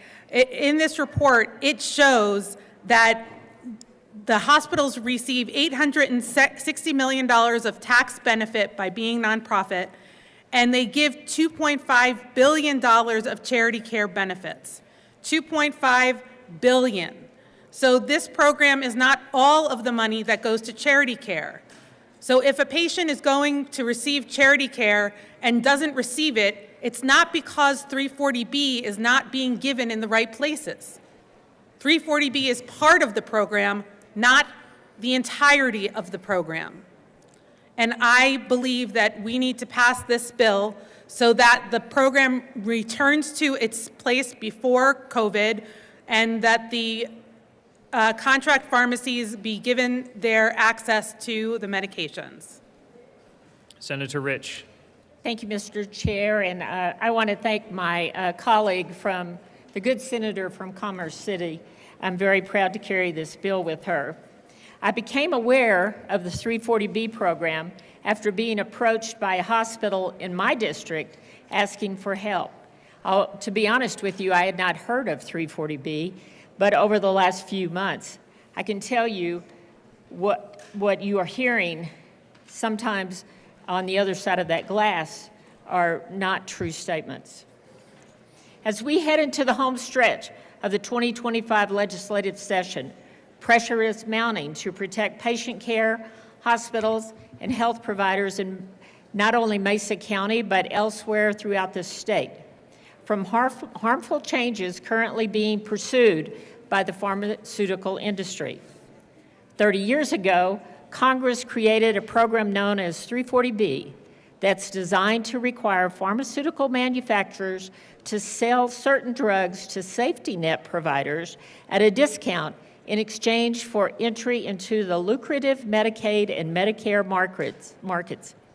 While patients clearly benefit from paying less for vital prescriptions, Congress also intended for 340B discounts to generate financial benefits for participating hospitals and treating patients with low incomes or those living in rural areas and in providing comprehensive services. As an example, in my district, St. Mary's Medical Center, for example, uses its 430B benefit to provide healthcare services and support that otherwise might not be available, such as running a multidisciplinary diabetes program, subsidizing chemotherapy and immunotherapy for Medicaid and uninsured patients, and dispensing free and low-cost drugs. Congress created the 340B program to help hospitals like mine to extend their resources, reach more patients, and provide more comprehensive services that directly benefit Coloradans.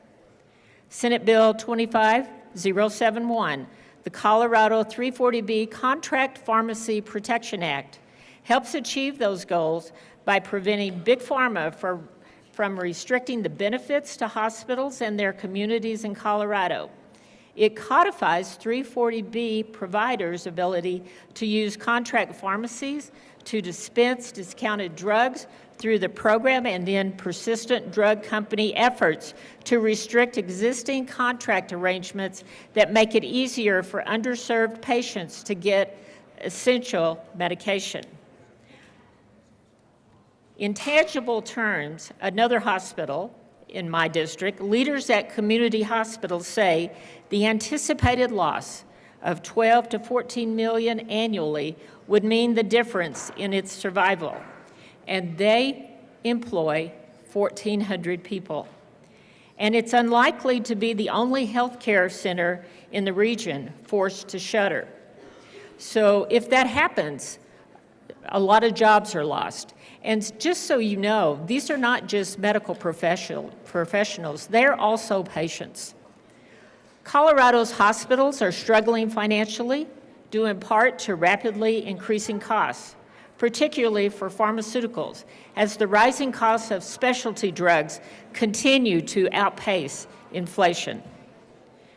As the financial pressure continues to build, nearly 90% of the 68 Colorado hospitals that currently participate in the 340B program operate at unsustainably narrow and negative margins, using program benefits to provide affordable medications, financial assistance programs, and critical services like community health outreach, cancer treatment, OB/GYN services, and care in underserved areas.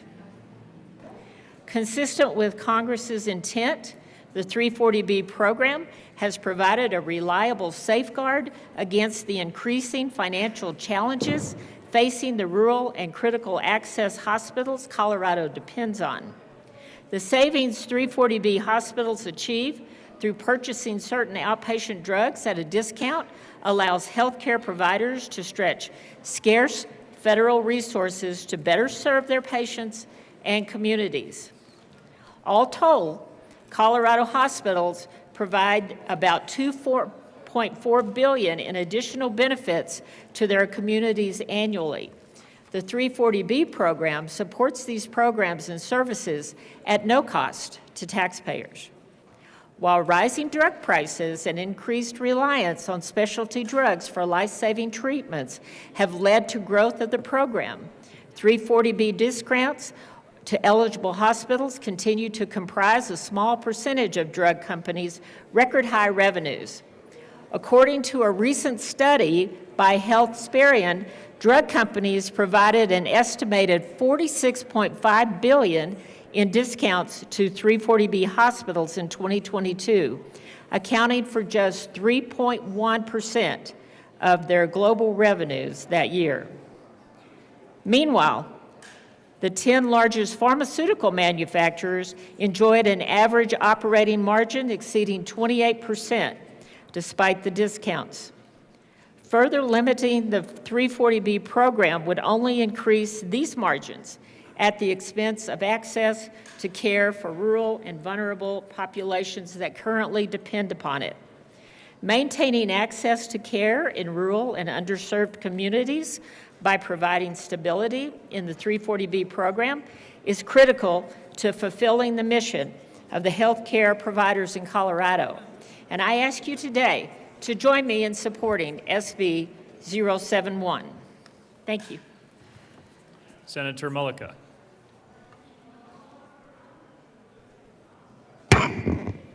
Thank you, Mr. Chair, and thank you to the sponsors for bringing Senate Bill 71. And I guess I just want to start off by saying I'm a little jealous looking at Amendment 16 and 17. There's some language that I pushed really hard on for committee around transparency and around how the dollars could be spent. And I think that they are good things. It was quite the fight, just to give you a little background, folks, of trying to get that and some very heated conversations. And so kudos and credit to the sponsors for getting that language in, because I do think it makes Senate Bill 71 better. And if you look at this, members, if you look at 16 and 17, this is language directly from Senate Bill 124 that I think is appropriate. And, and it's around transparency and it's around how those dollars are to be spent. And so really excited and happy to see that the sponsors were able to come to an agreement and able to get that language in the bill. But specifically, I want to get back to 340B. And we've already had some of that discussion so far on the floor this morning. But I want to give some background in regards to kind of what's happening in the 340B program. And I think there's a pretty strong consensus, like we said earlier, that the system is broken and it needs to be fixed at the federal level. But there's a lot of silence in the system, and that's allowed for interpretation. And we also talked about stability. And so there's this instability when it comes to the 340B program throughout the country. And we are seeing 340B programs cut or medications taken off throughout the country. And that's why I think we're starting to see these bills pop up throughout the country, is that these 340B providers are wanting that stability. They're wanting to make sure that they have that stability in the market and they can continue to do it. And obviously there's an argument coming from the other side that they want transparency and they want to make sure the dollars are being used the right way, and I think that's a conversation to have. But we are seeing this fight throughout the country. But I want to specifically talk about stability, and previously we talked about stability when it comes to our hospitals. I want to bring up the opportunity to bring up our federally qualified health centers, FQHCs. So think about the Salutes in my community or the Clinicas in my community. These are literally serving the hardest to serve population in our communities. These folks will not receive care if they're not getting care at that clinic and if that clinic closes. And really what we're looking at when it comes to Senate Bill 71 is, how do you provide that stability to those folks? How do we make sure that we're taking away this room for interpretation, that we're taking away this ability for these dollars to be withheld, and making sure that we're providing stability to these FQHCs, to these clinics, to our safety net providers, to make sure that they are getting that care. Because I'm going to tell you what happens, members. What happens if the FQHC closes, what happens if that clinic closes, is now that patient who already has barriers to receive this care, they delay that care. So I'm going to tell you from a healthcare provider perspective, when they delay that care, they're sicker. Then they end up in the ER. Then they end up admitted to the hospital, maybe for weeks. And then we can talk about what that does to our budget situation. We can talk about what that does to making sure our resources are being best used when those patients don't have access to care, and so then they have to delay that care, and then they end up in the hospital. They end up in my ER because they can't get to their clinic because their clinic closes because of the instability in that 340B funding. And I think that that's the key thing is often when we're looking at this issue and this 340B issue, and if you've been on the health committee, or I guess even in this chamber, I'm sure you've been lobbied, there's some big conglomerates, there's some big players that are lobbying you. Maybe it's the hospitals, maybe it's the pharmaceutical industry. But we forget to talk about the small guys. We forget to talk about those FQHCs, those federally qualified health centers, who really do God's work. They take care of these folks when no one else will. They go into communities that no one else will. And what we're talking about with Senate Bill 71 is we're making sure that those clinics have that stability that we've been talking about, that they get the funding that they need to continue the care, and that these folks aren't losing access to that care, that these folks aren't going to delay their care, that these folks aren't going to end up in the ER, that these folks aren't going to be admitted to the hospital. That's what 71 is trying to do, is to provide that stability to make sure the most vulnerable people in Colorado continue receiving the care. And so I want to thank the sponsors for the work that you've done. It has been a journey, but I am really excited to see some of the changes you've made today, and I'm proud to support Senate Bill 71, because what Senate Bill 71 means is it means that the most vulnerable folks in my community will have that stability and will continue to be able to receive that care. And so thank you. Senator Kolker. Thank you, Mr. Chair. Somehow I found myself in the middle of this debate, and I've done lots of my own research and trying to figure out what 340B means, how it works, and I appreciate the work from the bill sponsors for both bills. And I think I represent a lot of my fellow colleagues here who have a lot of confusion about the bills and what's going on and what we're hearing from the lobby. Fortunately for me, my sister-in-law is one of the top 340B experts in the country. And so I've been relying on her and going back and forth and trying to figure out exactly what 340B means to us here in the state, what these programs are, how they work, and comparing the two bills. And I appreciate both bills trying to improve the system, because there are some flaws in this system. 340B basically, as it was set up, I think in 1992, has some strict requirements that hospitals have to, or these covered entities as they're called, administer to a disproportionate share percentage, an applicable disproportionate share percentage, meaning they're administering to people in need.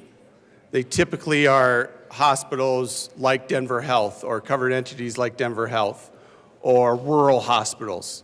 My own hometown of 1,800 people has a hospital. It's a 340B hospital. And without 340B, it would not have the funds to keep going. But 340B has a lot of restrictions and a lot of reporting requirements already at the federal level. And one of the things that it does is allows these entities to take their savings to stay afloat, to keep going, to keep administering to these populations, especially in rural communities. Now, I know the first bill carved out a lot of those and carved out Denver Health. So I looked up how many covered entities there are in the state. And based on the reporting, there are over 900 covered entities in this state, with 167 of those 900 being somehow associated with Denver Health. So here in the metro area, and we know what the good Denver Health does. Some of those are the FHQCs. Some of those are programs in schools, okay? And using this savings to continue these, these programs is absolutely a noble goal here for 340Bs. And I know that the changes that have been made in this particular bill have taken on some of the changes in the other bill that were requested to limit lobbying expenditures and to limit travel expenditures, to try to focus more of that savings on the need to continue these services. I do notice one thing that my sister-in-law brought up that is a problem with the 340B program that is not brought up in both of these bills. That is limiting the number of pharmacies. That is a problem, and it's a hard problem to fix because you have specialty pharmacies or specialty drugs that can only be delivered through certain pharmacies. So how do you limit those pharmacies? Do you limit them by geographic area, which I don't think is applicable, because there are some specialty pharmacies. I think there are 10 specialty pharmacies on different drugs in the country. Because if we're going to be transparent, then we need to limit some of these pharmacies because of these savings that these hospitals are able to get that goes directly to the pharmacy, and the hospital is able to, quote unquote, profit from those discounts. So we don't talk about that at all in either of these bills. We still have an unlimited amount. Now, I was told by lobbyists early this morning that the first bill actually restricts manufacturers or restricts the number of contracting entities by manufacturers. But that's not the case. I don't see that at all happening in the first bill. It says they shall not directly or indirectly restrict. And this bill is similar. So I want to make sure, if we're going to talk about transparency and savings, that we're thinking about all of these areas. And the 340B covered entities, what they do are important. I favored this bill a little bit more than I'd favor the first bill. Still a yes on the first bill too, because I want them to come together. But I see the things in this bill where they're making the effort to increase that transparency. And I want our bill sponsors to think about, are we doing everything, or is this the start of it? So thank you very much. Is there any further discussion? Seeing none, the motion before us is the adoption of Senate Bill 71. All those in favor say aye. Aye. Those opposed, no. No. The ayes have it. Senate Bill 71 is adopted. Mr. Majority Leader.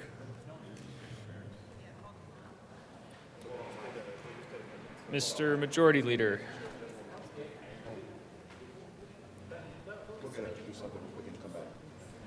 We'll take a senatorial 5.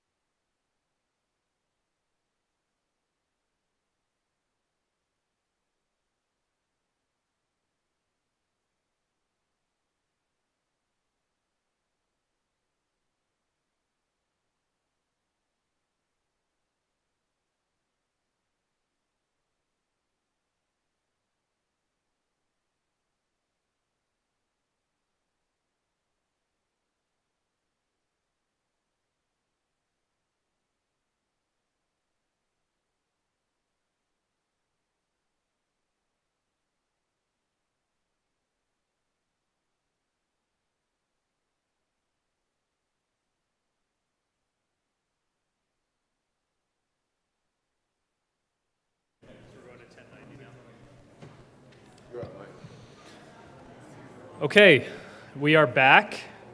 Will the clerk please read the title to House Bill 1090?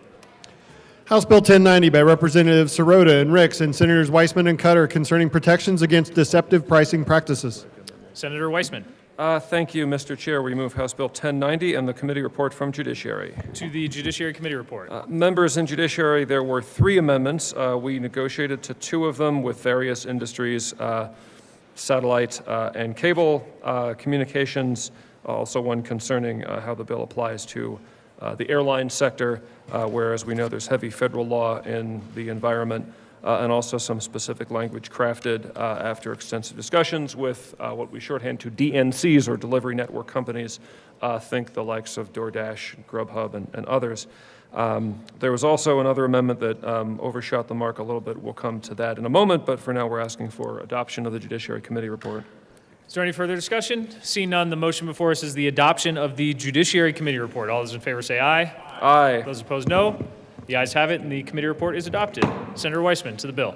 Thank you, Mr. Chair, members. There is one detail we need to clean up. There is an amendment at the desk. Mr. Schaffler, please read L27. Amendment L27, amend the judiciary. Thank you, Mr. Chair. I move L27 to House Bill 1090. To the amendment. All right, members, there was a robust discussion about the question of who gets to enforce the law that we're talking about here that we had in the Judiciary Committee. There was an amendment that was pretty challenging, but nonetheless happened, that took out the ability of a private individual to go to court, vindicate their rights under this proposed new statutory section. That was the intent of the amendment. We subsequently came to find out it was maybe not so much the intent of the proponents of that amendment to also strike some other language, which was not private enforcement going to court. It was a bit of a unique thing that was crafted specifically in the landlord context for the bill and not otherwise, essentially where an injured party who had accumulated what they thought were inappropriate junk fees in the landlord-tenant context, could essentially say so in a letter, in a writing to the landlord, and just try to resolve the issue that way before going to court. So that is not really a private right of action, those words that provoke much heartache around here. It's something else. What this amendment does is to put that, only that, back into the bill. We ask for your support of L27. Mr. Minority Leader, discussion of L27. I want to thank the bill sponsors for the Dialogue Sense Committee and the Solomon-esque effort to split the baby, so to speak, on this particular amendment. I appreciate what this does. I acknowledge the fact that it leaves the private right of action on the table or on the floor or wherever it is, but it's no longer in the bill. I'm grateful for that and understand the effort to put the other elements back in the bill, and am supportive of Amendment L27. Thank you very much. Seeing no further discussion, the motion is the adoption of Amendment L27. All those in favor say aye. Aye. Those opposed, no. The ayes have it, and the amendment is adopted. To the bill, Senator Cutter. Thank you, Mr. Chair. Consumers face a lot of surprise charges for goods, services, and housings, and these junk fees or mandatory charges include service charges, resort fees, processing fees. You've all seen them. You go expecting to pay one price, and your price ended up multiplying. So this is about saving consumers money, which is, I think, a goal we can all share and get behind, and about increasing transparency so that when they do go to pay their rent or sign up for a lease, they can actually compare it with, accurately with other options and make the best decision for them in their budget. So I'm really happy to be here supporting this bill today to increase transparency and save consumer money. So hope you can support this. Any further discussion on House Bill 1090? Senator Carson.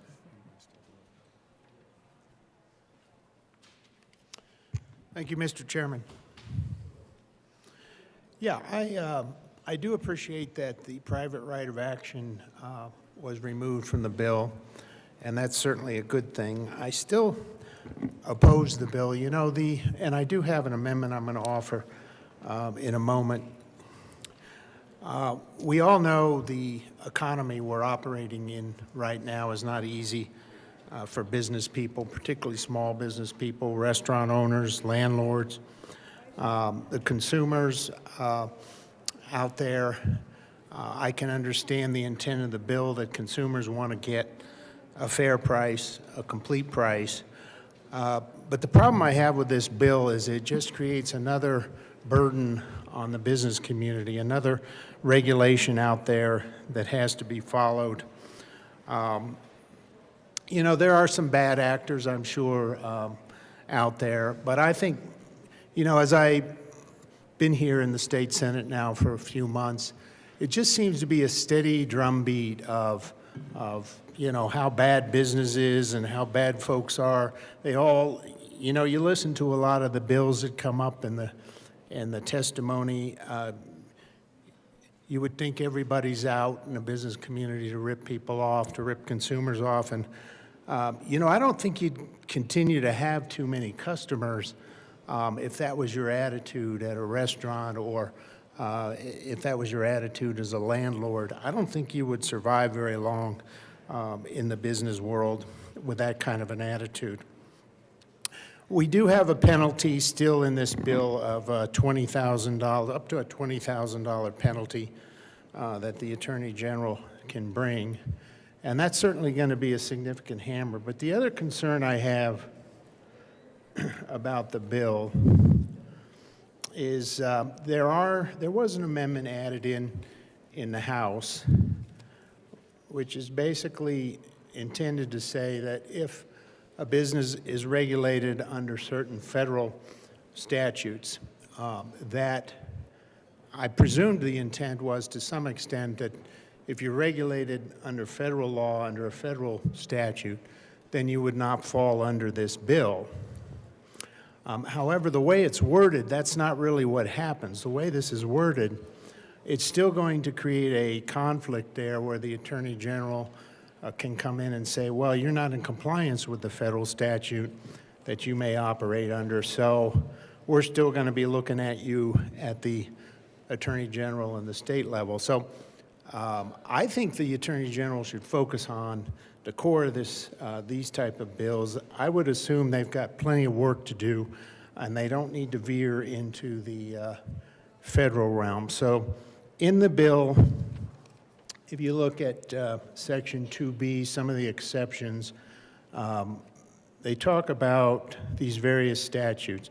So if you're regulated under the Truth in Savings Act, the Electronic Fund Transfer Act, the Federal Reserve Act, the Truth in Lending Act, Homeownership and Equity Protection Act, Investment Company Act of 1940, Investment Advisors Act, Securities and Exchange Act, that you would presumably, since you're regulated by those, federal statutes, I would think the intent of the bill should be that's who you report to. You don't report under this bill and these new rules with the Attorney General. So I have an amendment here that I would like to call up, and it is Amendment L26. And it basically... There is an amendment at the desk. Will the clerk please read L26? I've given the amendment. Amendment L26, amend re-engross bill, page 7, line 26, strike compliant with and substitute subject to. Senator Carson. I did offer this amendment in, yes, Mr. Chairman, I'd like to move the adoption of Amendment L26. To the amendment. So I offered this amendment in the Judiciary Committee, and I want to offer it again. It really says, right now the language says that if you are compliant with these federal statutes, you don't fall under the bill. This changes the language, just 2 words to say if you're subject to these federal statutes. If that's your regulator, then you don't fall under the bill. And to me, that makes logical sense that if you're in the financial industry, if you're a bank, if you're in the securities investment advisory realm, these issues of deceptive advertising, deceptive practices are covered by the federal regulators, whether it be the Federal Reserve Board, the FDIC, the CFPB, the Federal Trade Commission, the Securities and Exchange Commission. That's where you're regulated, that's who you report to, and that's what it should be limited to in the bill. So I offer up that amendment. I've called for its adoption, L26. Any further discussion, Mr. Minority Leader? Thank you, Mr. Chair. I rise in support of Amendment L27.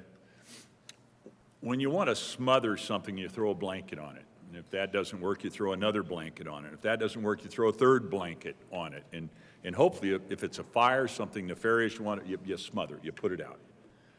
The challenge we have in Colorado right now is the businesses, the free economy, the productive animal spirits and ideas of the people of Colorado are being smothered, first by federal regulation, then by state regulation, then by other regulation after regulation after regulation. This amendment seeks to, in a very narrow, specific way, take one of those blankets off. It simply says, look, they already threw a blanket on it from federal regulation. It's already being challenged and managed and guardrailed and regulated, and maybe for better or for worse, in my opinion. Frequently, if government's in control of it, it's probably for the worse. But it's already being managed by force of government through federal law and federal regulation. This amendment to 1090 simply says, let's just take the state blanket off that. It's smothering already. We don't need to throw another layer on top of it. Great amendment. I urge support just at the conceptual level, and we can dig deeper into the details if we want to. But at a conceptual level, everybody in the room should say, you know what, you're right. It's already being regulated by the feds. What are we doing piling on? I urge your support of 27. Senator Weissman. Thank you, Mr. Chair. You know, many, many years ago, former Senator Kevin Lundberg stood here and said simply in the course of what debate, I don't remember, words matter down here. They do. And this deceptively short amendment matters greatly, because in the bill as it comes before us, the re-engrossed bill, we require not just that federal law exist, and the senator from Douglas County alluded to a number of the federal laws that we agreed to amend into the bill in the House, but rather that a regulated entity must actually be compliant with it. That's important. We could put all the laws on the books, and if people aren't compliant with them, we're not achieving our objective. The amendment, and we did discuss this in committee, I don't mind the chance to come and discuss it again. The amendment says simply that an entity might be subject to. That's another way of saying the law exists. You could be in violation of it. Not good enough for the consumers of Colorado. I appreciate the blanket metaphor. I mean, as it's getting warmer, 80 degrees in March, I mean, I don't want too many blankets either, but the real smothering blanket is the prevalence of the very junk fees we're trying to legislate about here in the economy. The cost of hundreds of dollars, maybe more, per family per year. That's what the bill is about. When members of the public come in and choose to use their right under the gavel amendment to speak to us in committee, they can say whatever they want. I want to clarify that what I've said, talking about this bill, is I think the vast majority of businesses are honest businesses. They want to make the best product or offer the best service and price it in a way that they think that they can compete in the marketplace. And the bad actors, I think, are few in number or percentage. But it is their conduct that is injurious to people in the economy, our constituents, the people who send us here. So we do have to make laws for those entities. We talked about the business climate. We had business organizations speaking in support of this policy because especially small businesses are consumers too. They pay a triple net lease. They care how that's written. They have to go access goods and services that they can turn around and use as inputs into what they are turning around and offering and selling by way of goods or services. We did agree in extensive conversations in the House that there are instances where there is federal law in the room, shall we say, legally speaking. So we provided that if an entity can demonstrate compliance with, not the mere fact of the laws on the books, but actually compliance with federal laws, rules, or regulations, when we proceed to take up almost all of page 8 on the re-engrossed, with some examples, I won't read them, then you're out of the bill. So I would submit that that is not another blanket or duplicative or whatever you want to say. Rather, it's concurrent enforcement of the same law. We agreed, we said, all right, we have set forth standards in the bill, but if you can establish that you are compliant with these other standards that you should be compliant with, you're out of the bill. rather than make up and apply to these federally regulated entities entirely new and parallel standards, we said the standards you know and you should be complying with, and we think that most of you are complying with, that's good enough. There are times and places when we do that in state law. Years ago, and I talked about this in committee, as of 2021, we were one of the few states that didn't have any meaningful oversight of non-bank mortgage service companies. We know what it is when banks service mortgages, but there are more and more non-bank entities, half of all mortgages doing that. There was no oversight. So we developed an oversight framework, and what we did is put the Attorney General in charge and said, go see federal law. Look at that corpus of law, apply it against the conduct in Colorado, and if it measures up against that conduct that people already should know from federal law, you're fine, and if not, not. Because that's what made sense for regulating those businesses, because, again, they're used to it already. So that's what we're doing here, is pointing to applicable laws for certain entities where we agreed that it made sense. So I don't believe it's additive. Rather, I believe it's a backstop. And I would have said several years ago, or I would say today under different circumstances, that makes sense, because I think that's how states make laws. They take cognizance of federal law. But now, we don't have a Consumer Financial Protection Bureau. It has been told to stop doing what it's doing. They're dropping investigations. People are getting fired. I think I heard a lease is being canceled. We barely have a functional FTC. A couple of their commissioners were illegally, purportedly fired in violation of a 90-year-old Supreme Court precedent. You want a real barn burner of an evening? Go read Humphrey's Executor from 1935. We think that we have an OCC or a Securities and Exchange Commission, now, but wait for the next tweet. So we do need to protect our consumers by reference to these federal laws in Colorado. Entities do need to be not just subject to, but actually compliant with federal law, and it's appropriate that our Attorney General be able to assess and measure and require that compliance. For all those reasons, we ask for a no vote on 26. Senator Carson. I want to thank the Senator from Aurora for those comments, and I also want to thank the Minority Leader. I think he makes some good points. It was really the essence of my amendment. We've got enough regulations for business to follow. This is basically going to put two levels of regulation on companies around this issue of deceptive advertising, misleading advertising. I think we should keep folks in their lane. If you're regulated under the federal statutes, that's who you report to. Let's leave it at that. Let's the Attorney General deal with the main substance of this bill separately. And I ask for a division on this amendment, L26. Is there any further discussion? Seeing none, a division has been called. We will be in a senatorial 5.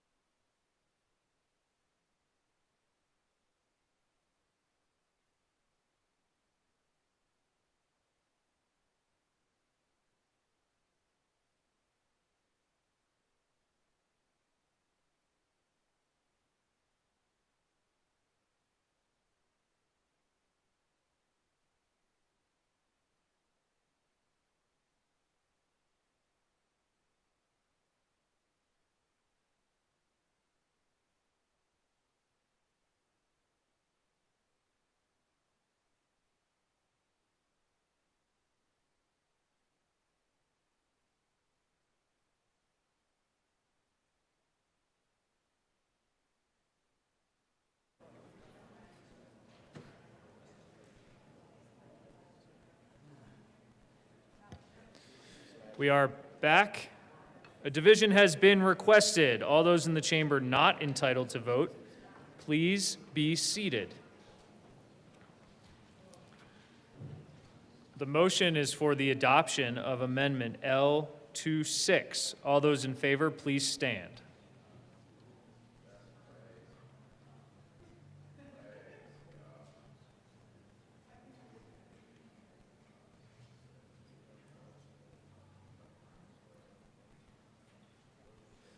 All those, please be seated.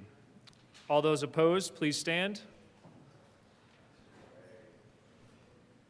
The chair is not in doubt. L26 is lost. Is there any further discussion on the bill? Seeing none, the motion before us is the adoption of House Bill 1090. All those in favor say aye. Aye. Those opposed, no. The ayes have it. House Bill 1090 is adopted. Mr. Schaffler, please read the title of Senate Bill 152. Senate Bill 152 by Senators Frizzell and Michelson-Jeannet concerning requirements for healthcare practitioner identification. Mr. Majority Leader. Thank you, Mr. Chair. I move to lay over Senate Bill 152 for one day until Wednesday, March the 26th. The motion is to lay over Senate Bill 152 until Wednesday, March 26th. All those in favor say aye. Aye. Those opposed, no. The ayes have it, and that bill will lay over one day. Mr. Schaffler, please read the title of House Bill 1124. House Bill 1124 by Representative Ryden and Senator Michelson-Jeannet concerning updates to the universal contracting provision requirements for the delivery of behavioral health safety net services. Senator Michelson-Jeannet. Thank you, Mr. Chair. I move House Bill 1124, and there is no committee report. To the bill. I'm trying to get there. Give me 1 second.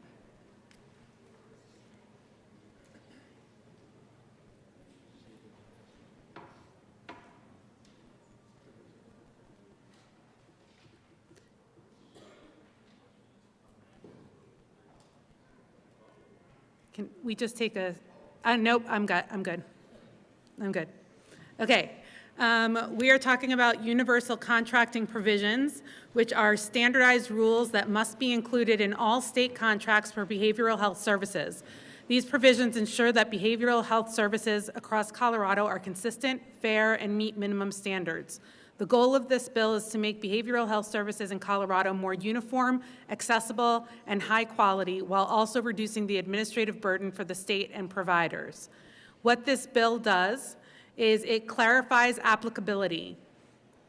It specifies that UCPs must be used when state agencies purchase behavioral health services, making it clear for both the state and providers. 2, it consolidates provisions. It reduces the number of requirements to a smaller set of key elements, including standardized data collection and reporting, better connection to statewide behavioral health systems, a clear grievance and complaint process, and consequences for not meeting UCP standards. I ask for your aye vote. Further discussion? Senator Simpson. Thank you, Mr. Chair. I rise in support of, what's the bill? 1124. Actually was trying to be a co-prime sponsor when it left the House and paperwork for whatever reason. I was original prime sponsor of the Behavioral Health Administration. And just a quick note about there was an intention to create these universal contracting provisions, and we created them with 16 different criteria. Those 16 requirements made it so the UCPs had to be tailored. That actually became contradictory. We were trying to make them universal, but the 16 different qualifications made it almost impossible for it to be uniform.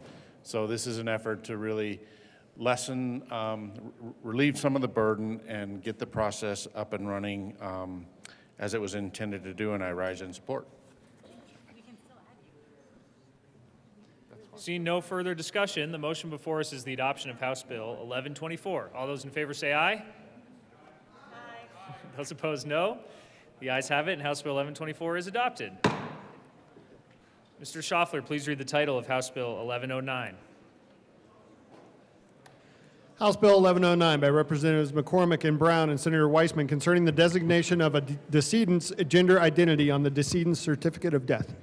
Senator Weissman. Thank you, Mr. Chair. We move House Bill 1109. There is no committee report. To the bill. Thank you, Mr. Chair. Members, we are awash in official documents that come from various government entities concerning various aspects of our existence. Probably the last of these for any of us is the official certificate of our death, of our passage off of this mortal coil. The simple premise behind 1109 is that this important document should be accurate for all of us.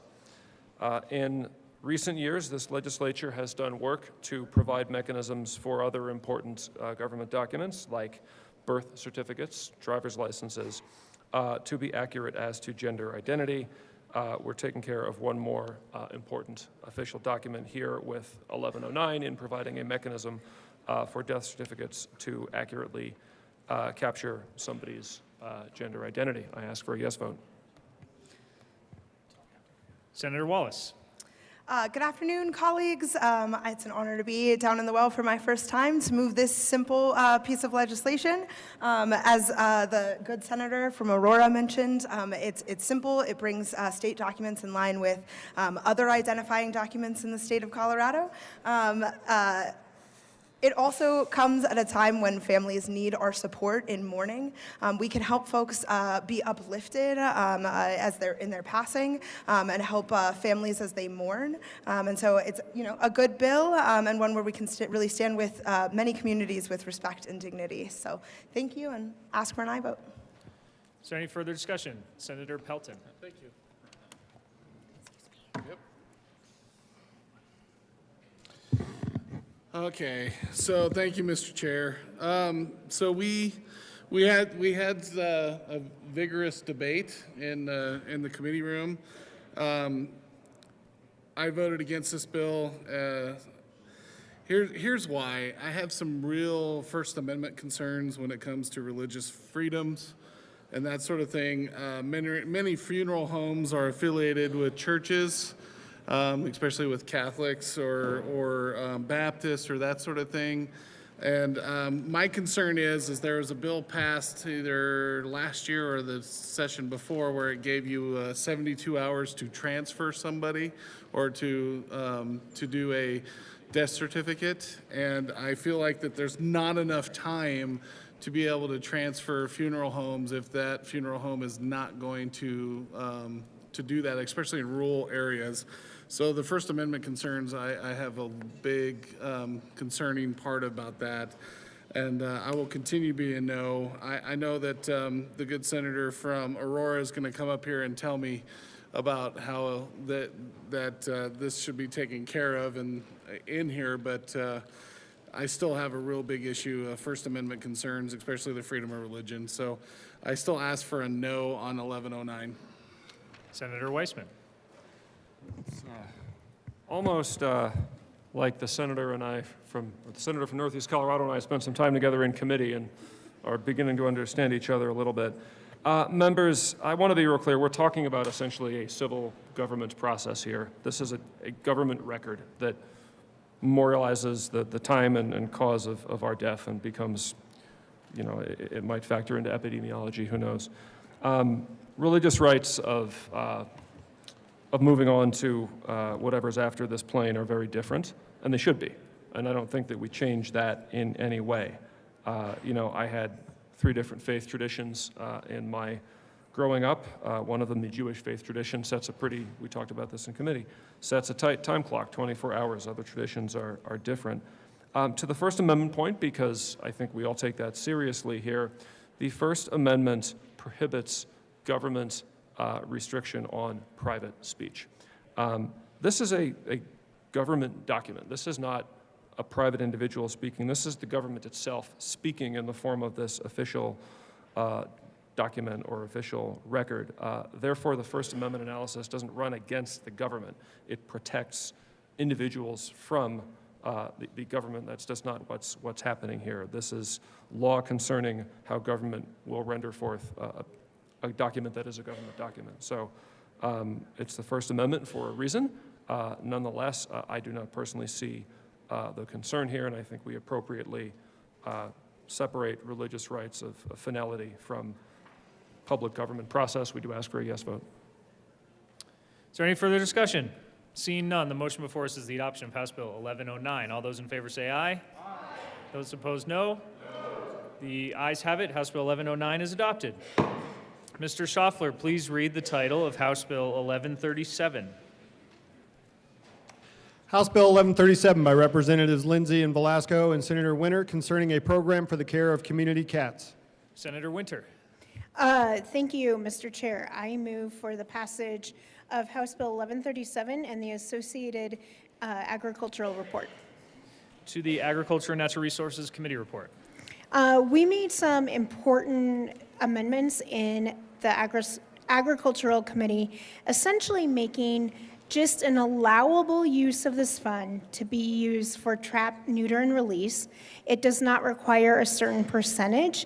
It just makes an allowable usage and adds some transparency to who's on the board and how they're making decisions. And I encourage an aye vote on the committee report. Is there any further discussion? Seeing none, the motion before us is the adoption of the committee report. All those in favor say aye. Those opposed, no. The ayes have it, and the Agriculture and Natural Resources Committee report is adopted. To the bill, Senator Winter. Thank you, Mr. Chair. We have an incredible amount of feral cats in Colorado, and this is just one more tool that we could possibly use, but we don't need to use. This is not taking money away from anyone, and I encourage an aye vote. Is there any further discussion? Seeing none, the motion before us is the adoption of House Bill 1137. All those in favor say aye. Aye. Those opposed, no. The ayes have it. House Bill 1137 is adopted. Mr. Majority Leader. Thank you, Mr. Chair. I move the committee rise and report. The motion is for the committee to rise and report. All those in favor say aye. Those opposed, no. The ayes have it, and the committee will rise and report.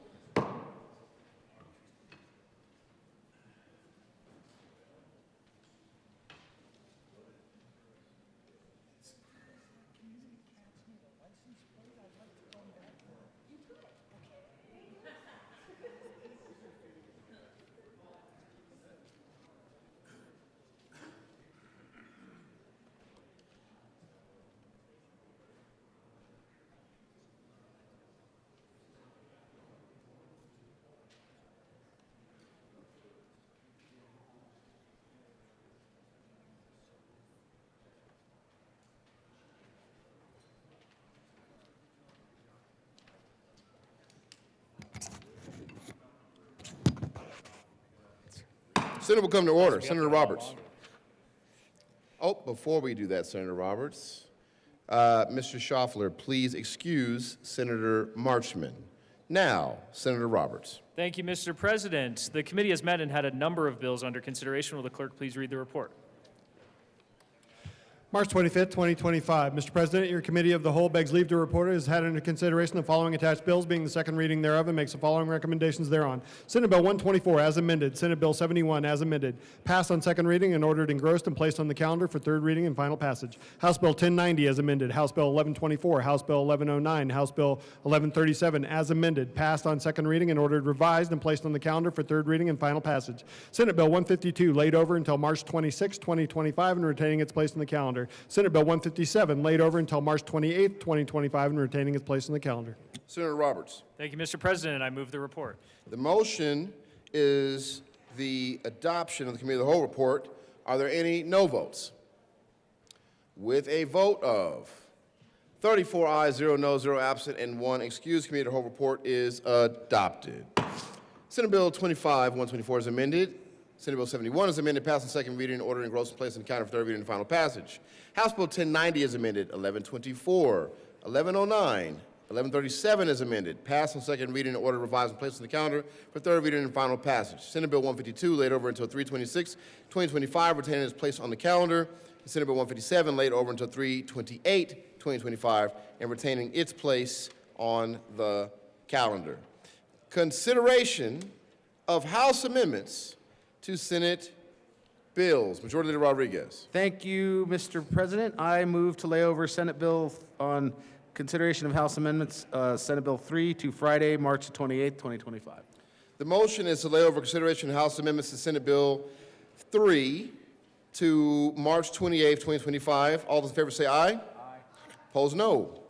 The ayes have it. We will lay over consideration of House amendments to Senate Bill 3 to March 28th. Consideration of governor's appointments, consent calendar.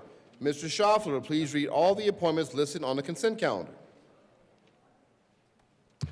Members of the Colorado Healthcare Affordability and Sustainability Enterprise, effective May 16, 2024, for terms expiring May 15, 2028. Kimberly Jackson of Denver, Colorado, to serve as a person living with a disability, reappointed. Margot Karsten of Windsor, Colorado, to serve as a person employed by a hospital, appointed. Members of the Solid and Hazardous Waste Commission for terms expiring August 1, 2027. Catherine Stewart of Denver, Colorado, to serve to represent the public at large, reappointed. David Fridland of Lafayette, Colorado, to represent local government, appointed. Jeff Uland of Niwot, Colorado, to represent the regulated industry sector, appointed. Member of the Coal Mine Board of Examiners for a term beginning July 2nd, 2024, expiring July 1st, 2028. Nick Aramonda of Hayden, Colorado, to serve as a coal mine owner, operator, or manager engaged in underground mining and engineering experience in coal mining, reappointed.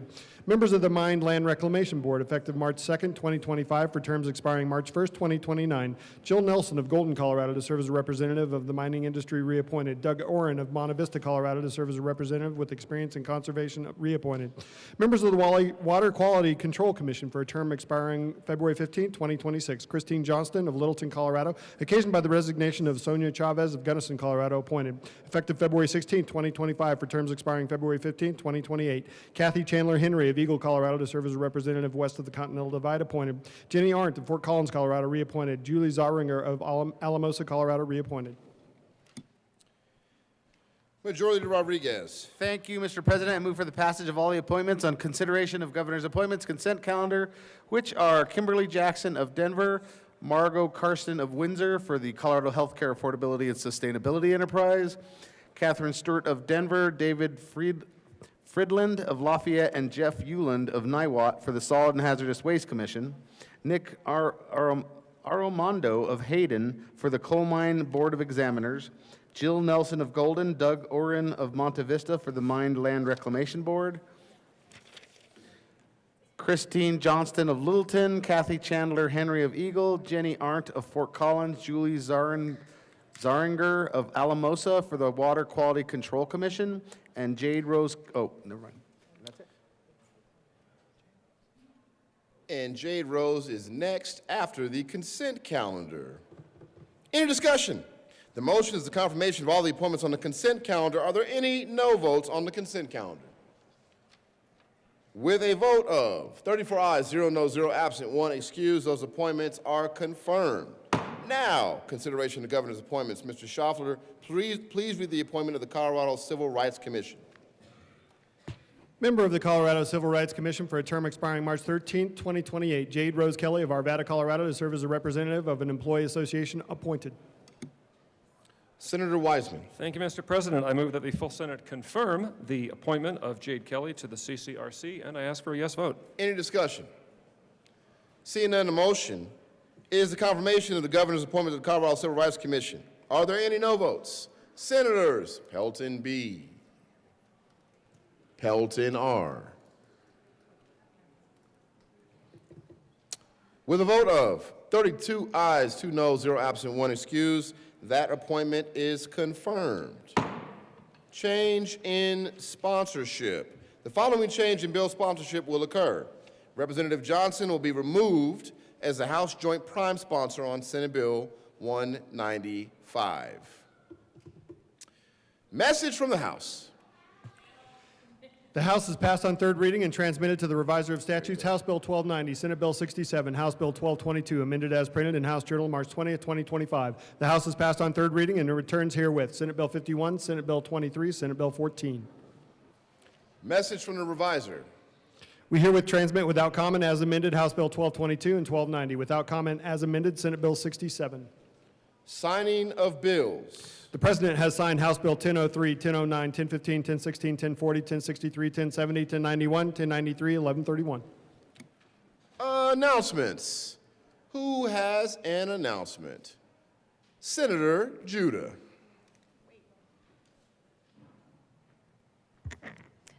Thank you, Mr. President. May I request a moment of personal privilege? Granted. Thank you, Mr. President. Members, I think a lot of people in the building know that healthcare always seems to be my hill to die on. And what has given me great pause over the past few months is the threat to Medicaid. Medicaid is one of the most widely used healthcare insurance programs in the country, and women represent the majority of Medicaid enrollees in Congress and is considering slashing this program. House Republicans in Congress passed a budget resolution that would require Medicaid to make $880 billion in cuts over 10 years. Even Governor Polis acknowledged that the state can't make up for the major federal cuts, saying the proposed reductions would throw 400,000 Coloradans off their health care. Care to children would take harder hits compared to the health services for adults. Senator Cutter. Thank you, Mr. President. May I have a moment of personal privilege? Granted. A Georgetown University report estimated about 37% of children and 18% of working-age adults living in non-metro areas of Colorado get coverage through Medicaid. We do care about our rural neighbors. And a research professor at Georgetown University's McCourt School of Public Policy stated, on average, people in rural areas have lower incomes and are less likely to have employer-sponsored insurance than those living in urban areas. That leaves rural hospitals with less ability to take a financial hit if governments cut Medicaid, potentially pushing some toward closing. Connie Martin, the CEO of San Luis Valley Health, shared with the Denver Post that the southeastern corner of the state and the San Luis Valley has even higher rates of Medicaid coverage. About 30% of the revenue at San Luis Valley Health's 2 hospitals and 5 clinics comes from Medicaid, Martin said. The health system already faces financial challenges since about 7,000 people in the region lost Medicaid coverage, with most becoming uninsured. We care about all the people in Colorado. We're here to represent Coloradans in every corner of the state, and we're deeply concerned about these potential cuts to Medicaid. Thank you. Thank you. Further announcements. Senator Gonzalez. Thank you. Mr. President, I request a moment of personal privilege. Granted. Thank you.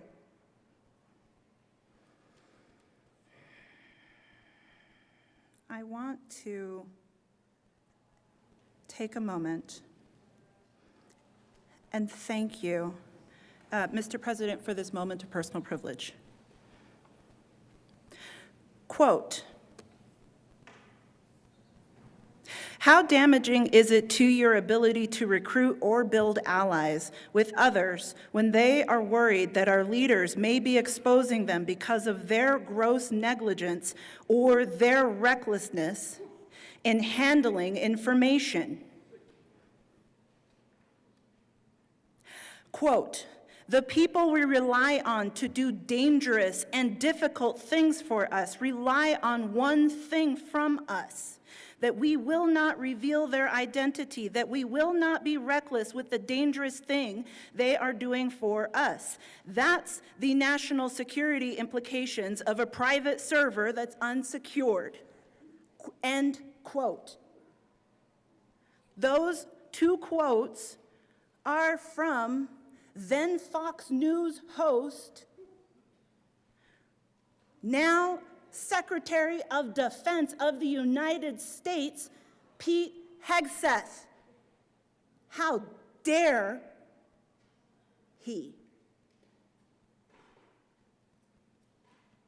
National security was breached hours ago.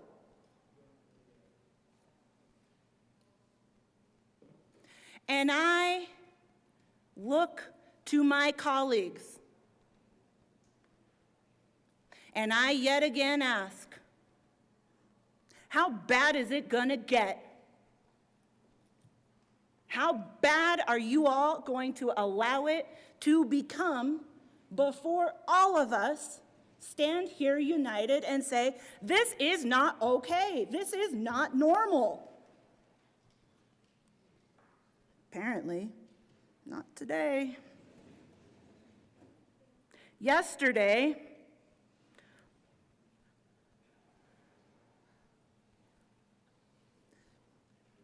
Defense Secretary Hegseth, when asked by a reporter I'm sorry, what the hell? My interpretation, not the actual question asked. The actual question asked was, quote, can you share how your information about war plans against the Houthis in Yemen was shared with a journalist at The Atlantic? And were those details classified? Direct question from a reporter to Secretary Hegseth. You know what he had to respond? Instead of saying, I will always put the national security of our nation first, he said instead, quote, this is the guy that peddles in garbage. Y'all, how bad is it gonna get when our national security is at stake and we're just gonna laugh it off and pretend that, don't worry, nothing to see here, business as usual? Bad day for the butter emails crew. Thank you, Mr. President. Mr. Minority Leader. Thank you very much, Mr. President. Request a moment of personal privilege. Granted. Colleagues, quick search. National security breaches in the Biden administration. Classified document incident, 22 to 24. November 22, classified documents from Biden's vice presidency were discovered in the Penn Biden Center, later at his Wilmington residence. It goes on. Pentagon document leaks, 22 to 23. A series of unauthorized disclosures of sensitive military documents occurred during this period, leading to diplomatic tensions and concerns over information security within the Department of Defense. Healthcare data breaches. Over 115 million Americans' healthcare data compromised during the first 2 years of the Biden administration, surpassing the total breaches during entire previous administrations. Cyber attacks, 2023. Reports indicated that Chinese hackers infiltrated U.S. infrastructure. I could go on and on. I choose to make my moments of personal privilege about matters that are before the General Assembly of Colorado. Do I love the politics that ebb and flow, that wash across us on a national basis from presidency to presidency? Of course not. But I have a job that I was sent here to do that involves the laws, the policies, the attitudes of Colorado. And I will do what I can to retain focus on my mission and my job here. Is it worth commenting about when we have challenges? Of course it is. But spending a ton of time casting shade, following the loss of an election, is non-beneficial, in my mind, to the edification of the body, which is what moments of personal privilege are, according to Masons, are, according to our tradition, supposed to be about. Thank you, Mr. President. Additional announcements. Seeing none, there is one more. Majority Leader Rodriguez. Thank you, Mr. President. Colleagues, we will be recessing to read some bills across the desk later, so no need to return. On that, Mr. President, I move that the Senate recess until 1 p.m. today. You've heard the motion. All those in favor say aye. Opposed, no. The ayes have it. The Senate will stand in recess until 1 p.m. today.